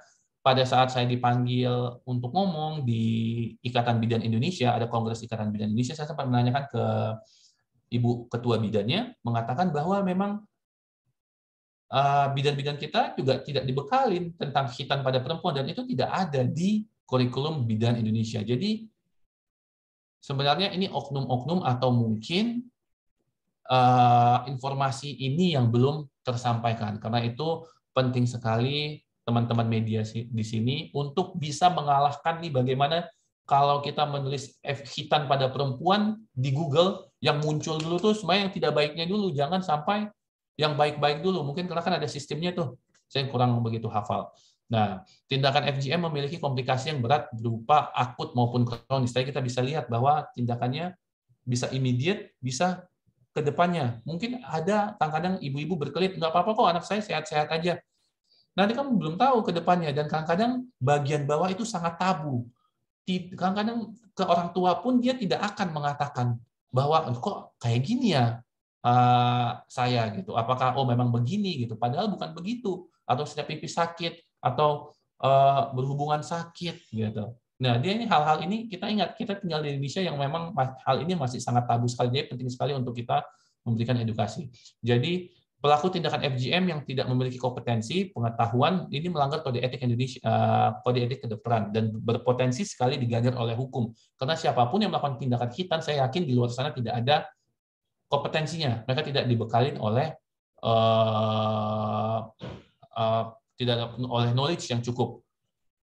Kalau mereka menunjukkan hanya sertifikat, tanya keabsahan sertifikatnya. Siapa yang mengeluarkan sertifikat itu? Apakah lembaga fakultas gitu yang sudah diakui atau tidak? Atau hanya memang ya mereka iseng-iseng mereka aja untuk mengeluarkan. Yang berikutnya, yang terakhir adalah tindakan khitan pada perempuan sudah lama ditinggalkan di kedokteran Indonesia. Jadi sekian dari saya. Lebih kurangnya mohon maaf. Assalamualaikum warahmatullahi wabarakatuh. Saya kembalikan ke Mbak Widya. Baik, terima kasih Dr. Fadli. Penjelasannya sangat lengkap sekali, dan bahkan Dr. Fadli tadi menjelaskan dari sisi medis dan anatomi tubuh ya, dan sudah memberikan gambaran bahwa kita tadi sudah melihat langsung bahwa praktek P2GP ini berbahaya, bahkan yang praktek yang banyak dilakukan sekarang yang pakai kunyit itu juga berbahaya gitu bagi perempuan gitu. Bahkan kalau tadi kita melihat dari presentasinya Dr. Fadli ini, selain bisa menutup tempat untuk kencing perempuan, terus kemudian bisa menyebabkan pendarahan, bahkan bisa memiliki resiko kematian. Ini kan udah nggak ada, dari sisi medis tidak ada manfaatnya, tapi juga bahkan lebih banyak resikonya gitu, bahkan resikonya sampai ke kematian. Nah, ini ada teman-teman jurnalis yang sudah bertanya. Pertanyaannya untuk Mbak Dini di suara.com. Untuk Mbak Rena, apakah ada temuan perbandingan kondisi kesehatan anak perempuan yang disunat dengan yang tidak disunat dari risetnya teman-teman di Kalyana Mitra ini? Kemudian untuk Dr. Fadli, ini ada 3 pertanyaan. Sepertinya teman-teman jurnalis juga memang harus menggali lebih dalam ya, supaya bisa mensosialisasikan ke masyarakat juga soal bahayanya female genital mutilation ini. Nah, Dok, sebenarnya ada nggak sih kondisi medis bayi perempuan yang memang harus disunat?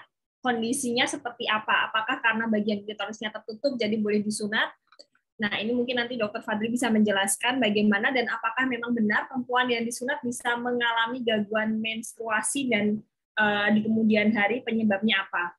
Dan yang ketiga, disebutkan jika praktek sunat perempuan ini membahayakan, apakah karena prosedurnya tanpa bius yang akhirnya menyebabkan anak trauma karena rasa sakitnya. Tadi kalau kita lihat paparannya Dr. Fadli sepertinya bukan hanya karena tanpa bius ya, tapi ada banyak ya komponen yang memang membuat bahaya dalam waktu jangka panjang. Silakan mungkin dari Mbak Rena dulu, baru kemudian ke Dr. Fadli. Ya, terima kasih Mbak Tika. Ya, jadi dalam studi Kalyana Mitra memang kami tidak menggali lebih dalam apakah ada perbandingan kondisi kesehatan anak perempuan yang disunat dengan yang tidak gitu. Karena kami fokus pada ibu balita yang anaknya disunat. Jadi kita nggak tahu perbandingan antara anak balita perempuan yang disunat dan yang tidak disunat.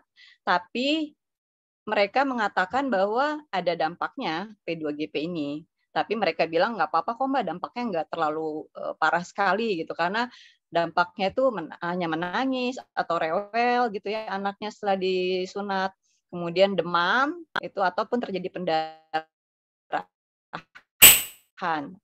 Habis itu 2 atau 3 hari sembuh, atau misalnya paling lama seminggu juga sembuh. Jadi mereka pikir ibu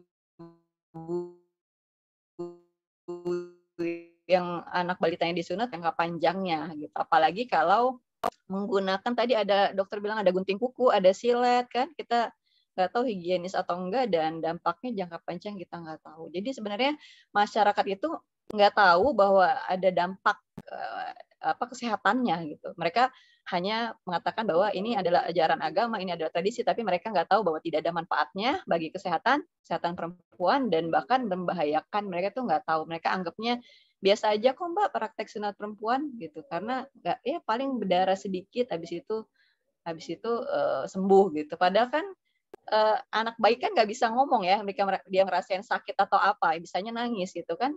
Kita bisa bayangkan kasihan gitu ketika klitoris yang seujung kuku ibu atas tadi cerita bahwa kecil sekali klitoris anak bayi perempuan itu dioprek-oprek pakai jarum suntik atau pakai gunting gitu, bahkan ada yang pakai silet gitu. Itu kan pasti sakit sekali sampai dia menangis, cuman dia nggak bisa ngomong aja gitu.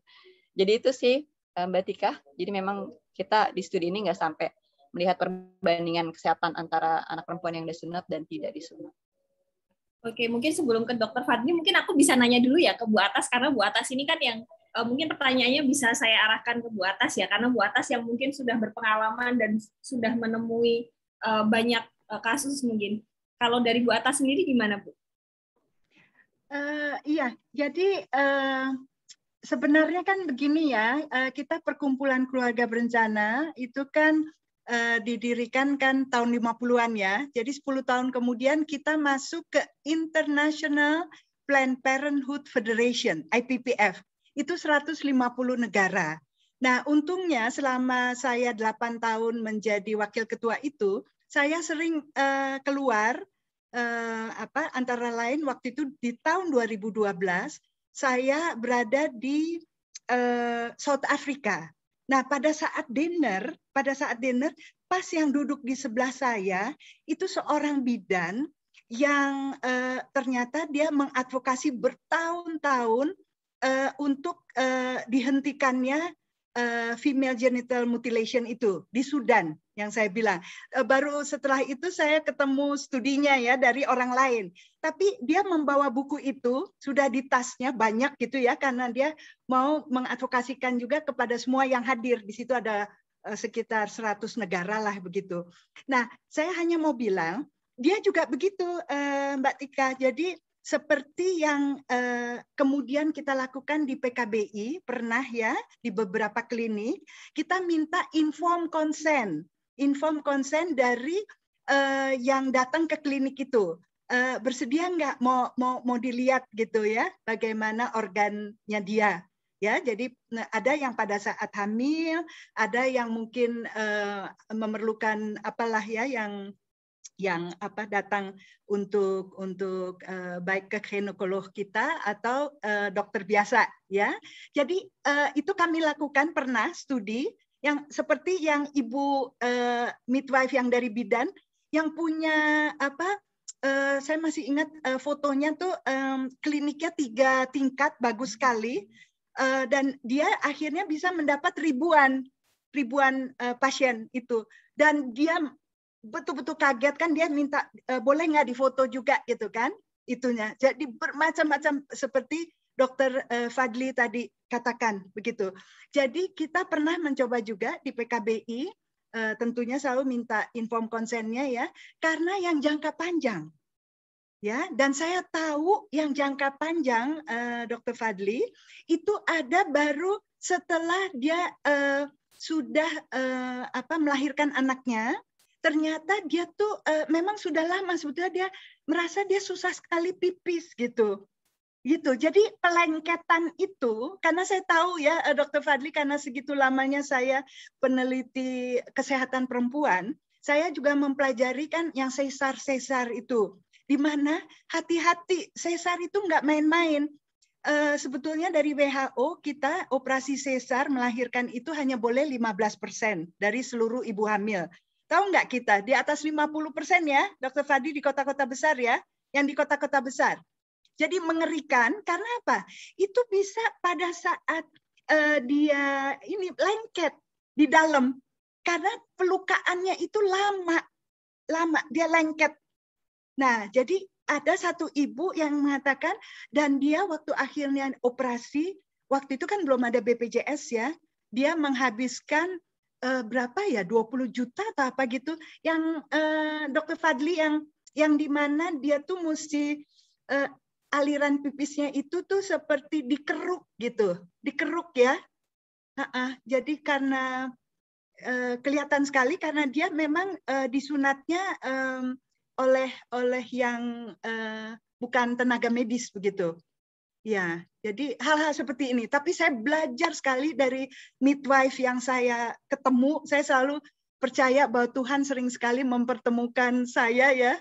Karena awalnya kan saya udah dari tahun 94 itu. Tahu-tahu kok di 2012 bisa si midwife itu duduk di sebelah saya. Terus dia memberikan ini mengenai Sudan. Dan sekarang Sudan sudah stop, tidak ada ini lagi. Tapi memang Sudan itu kan cuma 5 juta penduduknya. Tapi betapa kegigihan dari dia dan teman-temannya ya untuk stop ini. Jadi jangka panjangnya. Yang pasti untuk seksualitas itu ada G-spot. Jadi yang tadi Dr. Fadli katakan, itu G-spotnya itu persis di klitoris. Nah, itu yang saya bilang, kalau ada kiloid ya, itu daging yang tumbuh setelah, kalau walaupun kena suntikan aja, seperti tadi nyamuk yang menggigit, itu langsung anak saya tuh ada kiloidnya. Dan memang tangannya pun juga masih begitu dia. Anak saya memang turunannya yang satu ya, itu kiloid. Jadi itu akan menutup G-spotnya dia. Ya, jadi ini yang mesti dilihat. Belum pernah dilakukan studi seperti itu karena kan nggak enak ya. Mungkin kecuali yang tadi seperti bidan itu, yang betul-betul bolehkah saya pakai inform consent, tanda tangan, terus dilihat itu apa yang terjadi dengan perempuan-perempuan itu. Ya, jadi saya rasa itu yang bisa saya selama ini memberikan. Karena sebetulnya saya juga studi tentang sesar yang itu nggak main-main. Sesar itu pelengketannya banyak sekali. Terima kasih. Ya. Terima kasih Bu atas. Dr. Fadli mungkin bisa menjelaskan, Dok, soal pertanyaan dari Mbak Dini ini ada di kolom chat kalau tadi ketinggalan penjelasan panjangnya. 5 menit ya, Dok ya, karena jam 11.40 kita sholat Jumat. Oke, jadi ini pertanyaan yang bagus sekali dari Mbak Dini suara.com. Katakan bahwa, Dok, sebenarnya ada nggak sih kondisi medis bayi perempuan yang memang harus disunat? Kondisi seperti apa, Dok? Ya, ini sunat ini kita harus mengambil dulu definisinya, kita harus samakan dulu nih. Ya, kalau kita ambil definisi sunat sama dengan P2GP, tadi kan melakukan secara sengaja, yang kita tekankan sengaja, dan yang kedua melukai atau mencederai tanpa indikasi medis. Ya, kalau memang harus menjawab pertanyaan ini, apakah ada? Ada. Kenapa? Karena tadi kan dilihat nih, kita ada budaya. Contoh, kenapa tadi ada gambar, ya, gambar vulva atau selapu organ genitalia perempuan itu ketutup, ya. Kita melakukan pembukaannya. Jadi kita bahkan merestorisasi, ya, bukan restorasi, mohon maaf buat himen gitu, bukan ya, tapi ini kan ketutup. Kalau ketutup kita harus buka, gitu. Nah, kadang-kadang kalau ada ibu-ibu anak wanita pengen cakep, nggak mukanya aja dibedakin, tapi bagian bawah juga dibedakin. Nah, itu yang tidak boleh. Nah, itu ada kondisi hal-hal memang yang tidak baik. Nah, itu kita perbaiki. Ada juga namanya kliteromegali. Jadi kalau memang klitorisnya sangat membesar loh ya. Ini secara estetika mungkin biasanya akan muncul pada saat dia remaja atau sebelum menikah. Ada namanya kondisi kliteromegali. Maka kita ada namanya tindakan-tindakan mereduksi, sehingga wanita tersebut terasa nyaman dan lebih pede gitu. Itu tapi tidak sesuatu hal yang rutin, itu harus didatangkan ke kita lihat dulu nih, oh ini nggak ini, dan kita jelasin gitu, kita jelasin. Tapi itu mohon nanti teman-teman media di sini sangat berhati-hati sekali, jangan menulis hal-hal yang ini, oh ini memang ada khitan di kedokteran nih gitu. Tapi harus ditekankan bahwa tadi 3 arti definisi khitan itu apa gitu. Nah, karena pertanyaan ini bisa orang banyak persepsinya berbeda-beda. Jadi memang ada kondisi-kondisi di mana kita harus melakukan tindakan bagian bawah gitu. Ada. Jadi kalau tadi yang lengket, ada kliteromegali itu ada. Tetapi itu ya dengan SOP-nya ada semuanya ini. Dia bukan yang sunat dilakukan secara rutin loh. Sunat secara rutin itu tidak ada. Saya ulangin, sunat secara rutin pada perempuan kami tidak pernah dibekalin dan memang tidak pernah ada di kedokteran di Indonesia. Apakah karena bagiannya tertutup jadi boleh disunat? Mohon maaf, klitoris itu tidak pernah tertutup. Jadi kalau kita lihat tadi gambar yang itu, malah klitoris itu yang nongol itu yang paling korban yang paling sering dipotong itu karena dia nongol, gitu. Dia tidak pernah ketutup, hampir tidak pernah ketutup. Bahkan kita mengecilkan, melakukan reduksi namanya. Kalau yang tadi yang saya katakan. Dan itu ada G-spot-nya ya? G-spot di sana ya? Betul. Di situ. Betul sekali Bu Atta. Jadi kenapa G-spot ini adalah end sensorial organ Bu Atta. Jadi bagian ujung saraf itu paling banyak di organ tersebut sehingga itu sangat gampang sekali terstimulus. Bayangkan Bu Atta kalau memang mereka tidak membius dan memotong daerah situ bagian yang sangat sensitif, Laki-laki mana yang mau dipotong penisnya? Penis loh ya, bukan trapesium. Kita harus menyamakan. Jangan penis itu keseluruhan. Jadi penis itu bagian itunya. Jadi tidak ada. Jadi apakah karena bagian klitorisnya tutup? Jadi tidak ada bagian klitoris itu ketutup tuh nggak ada. Bagian klitoris pasti akan muncul ke atas karena dia bagian atas gitu. Yang saya masuk yang kedua, apakah benar perempuan yang sunat bisa mengalami gangguan menstruasi dan sebagainya di kemudian hari, penyebabnya apa, Dok? Nah, kalau kita kutip nih yang sudah dipublikasi oleh WHO, Badan Kesehatan Dunia, salah satunya tadi infeksi, gangguan menstrual cycle. Yes, kenapa? Karena bisa mungkin mengubah pola, ada infeksi lah, ada semuanya begitu. Nah, tapi sebenarnya tidak banyak. Tapi hati-hati, jangan mempublikasi yang enggak kok, nggak mengganggu gitu. Tapi kalau kita lihat dari WHO, memang dia mengganggu ini, tapi tidak begitu dominan. Yang dominan itu bisa pendarahan, infeksi, dan bahkan bisa meninggal gitu. Dan menggangguan menstruasinya ke depannya, karena menstruasi baru muncul di 13 tahun, dan sebenarnya hormonnya nggak akan terganggu.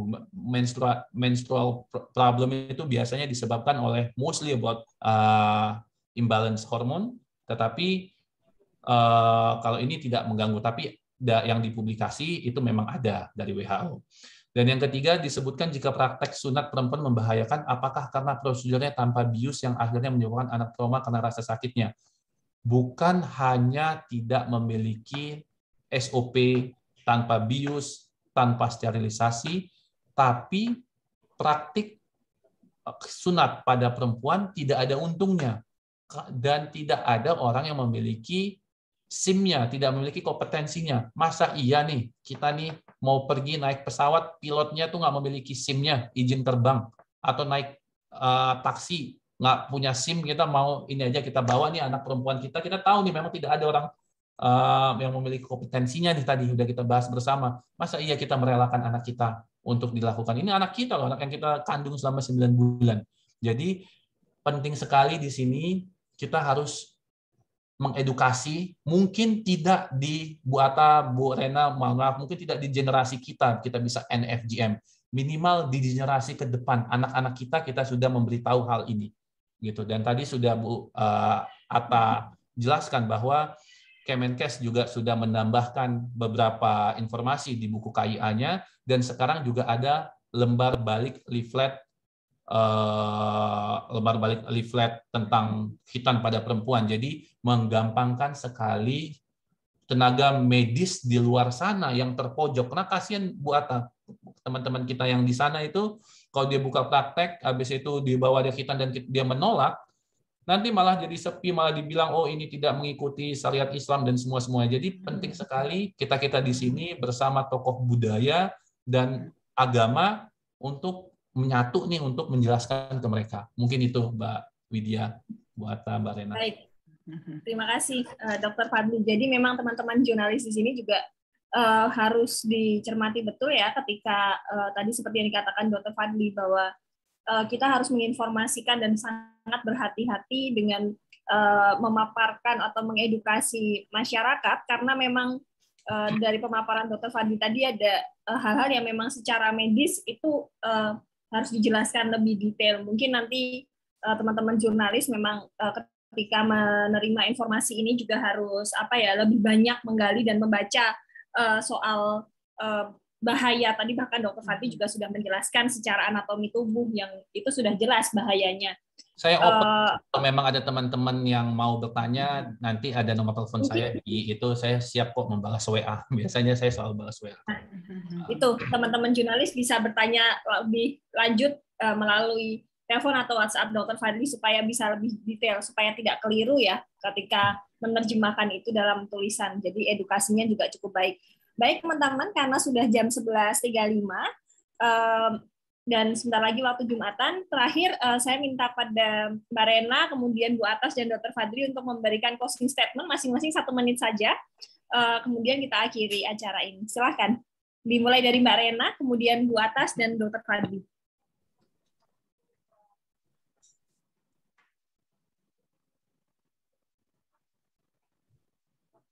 Halo Mbak Rena.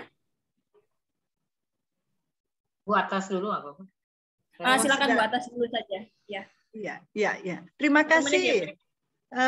Mbak Tika ya, dipanggilnya Mbak Tika.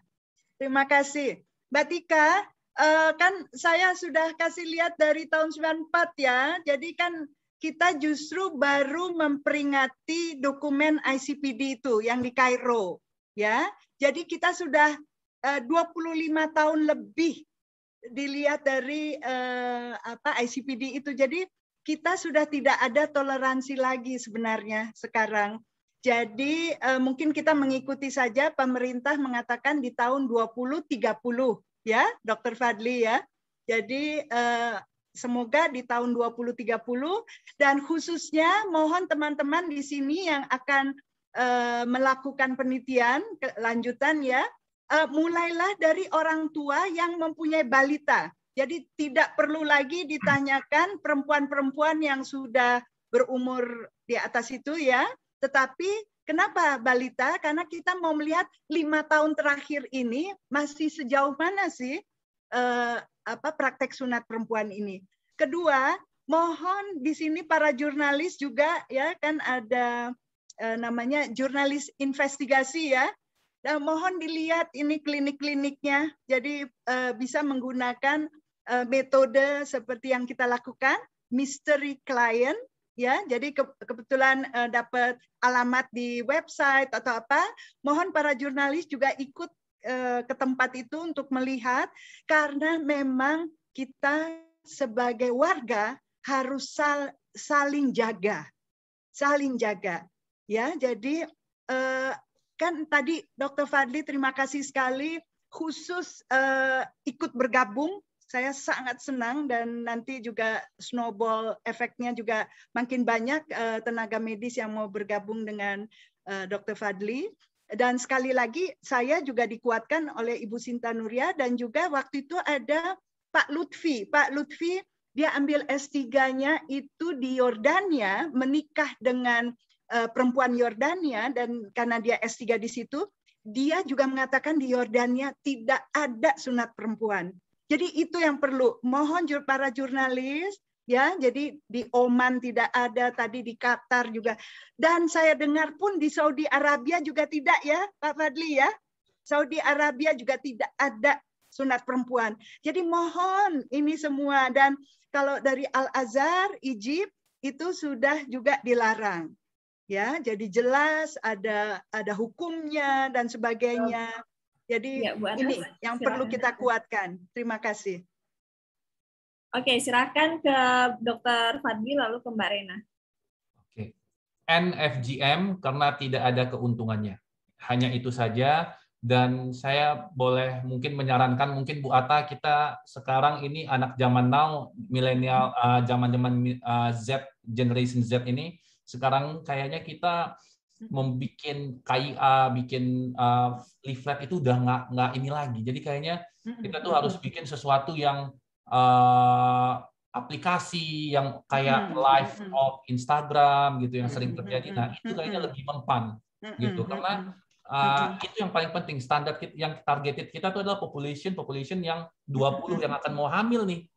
Jangan itu. Jadi kalau yang udah dewa, yang ini kita sulit merubah mindsetnya. Tapi kalau yang udah berhamil, anak-anak remaja, nah, dan ini yang menggunakan handphone, nah ini mungkin kita bisa masuk. Itu cara yang paling terbaik sih mungkin. Nah, begitu saja Bu Atta, Mbak Widya. Terima kasih, Dr. Fadli. Mbak Rena, 1 menit, Mbak. Ya, saya berharap rekan-rekan media di sini juga para peserta lain yang hadir untuk mengkampanyekan bahwa kita harus menyayangi anak perempuan kita ya. Jangan lakukan P2GP atau sunat perempuan karena beresiko untuk kesehatan, bahkan tidak ada manfaatnya untuk kesehatan, dan merupakan salah satu bentuk kekerasan terhadap perempuan dan anak. Itu saja Mbak Tika. Kemudian saya ingin menginformasikan juga nanti siang kita akan ada diskusi publik sama juga mendiseminasikan tentang hasil studi Kalyana Mitra. Silakan rekan-rekan peserta yang ingin hadir juga, silakan ya jam 2. Dr. Fadli dan Ibu Atas akan bersama kita juga nanti siang. Terima kasih Mbak Tika. Baik. Terima kasih Mbak Rena, terima kasih Dr. Fadli, dan terima kasih Bu Atas. Terima kasih juga untuk teman-teman media dan partisipan yang hadir di acara pagi hari ini. Karena waktu sudah jam 11.40 dan teman-teman mau melanjutkan sholat Jumat, mungkin bagi yang akan sholat Jumat, kami tutup acara pada siang hari ini, dan semoga informasi tadi bisa diterima dengan baik. Mungkin Pak Dr. Fadli mungkin bisa memberikan ini ya, nomor HP-nya lewat kolom chat, mungkin kalau ada jurnalis yang pengen tahu lebih dalam dari sisi medis soal FGM ini supaya bisa terinformasikan dengan baik. Baik, sudah Mbak Widya, sudah saya tulis. Open kok. Ya, oke. Teman-teman jurnalis, itu ada nomor Dr. Fadli di kolom chat. Silakan di-copy nomornya dan disimpan kalau mau tanya-tanya lebih lanjut. Terima kasih Mbak Rena, Bu Atas, dan teman-teman Karyana Mitra, Dr. Fadli, dan teman-teman jurnalis. Selamat siang dan selamat melanjutkan aktivitas. Terima kasih Mbak Tika, terima kasih Dr. Fadli. Terima kasih Bu Atta, Mbak Rena, Mbak Lili. Ya, ketemu nanti siang lagi jam 2. Terima kasih. Terima kasih Bu Atas, dokter dan teman-teman Rena. Terima kasih Mbak Mbak Lufi. Terima kasih. Keren. Terima kasih Mbak Tika. Ya, terima kasih Mbak Lili, terima kasih Mbak Rena. Ketemu nanti ya. Ya, jam 2. Terima kasih.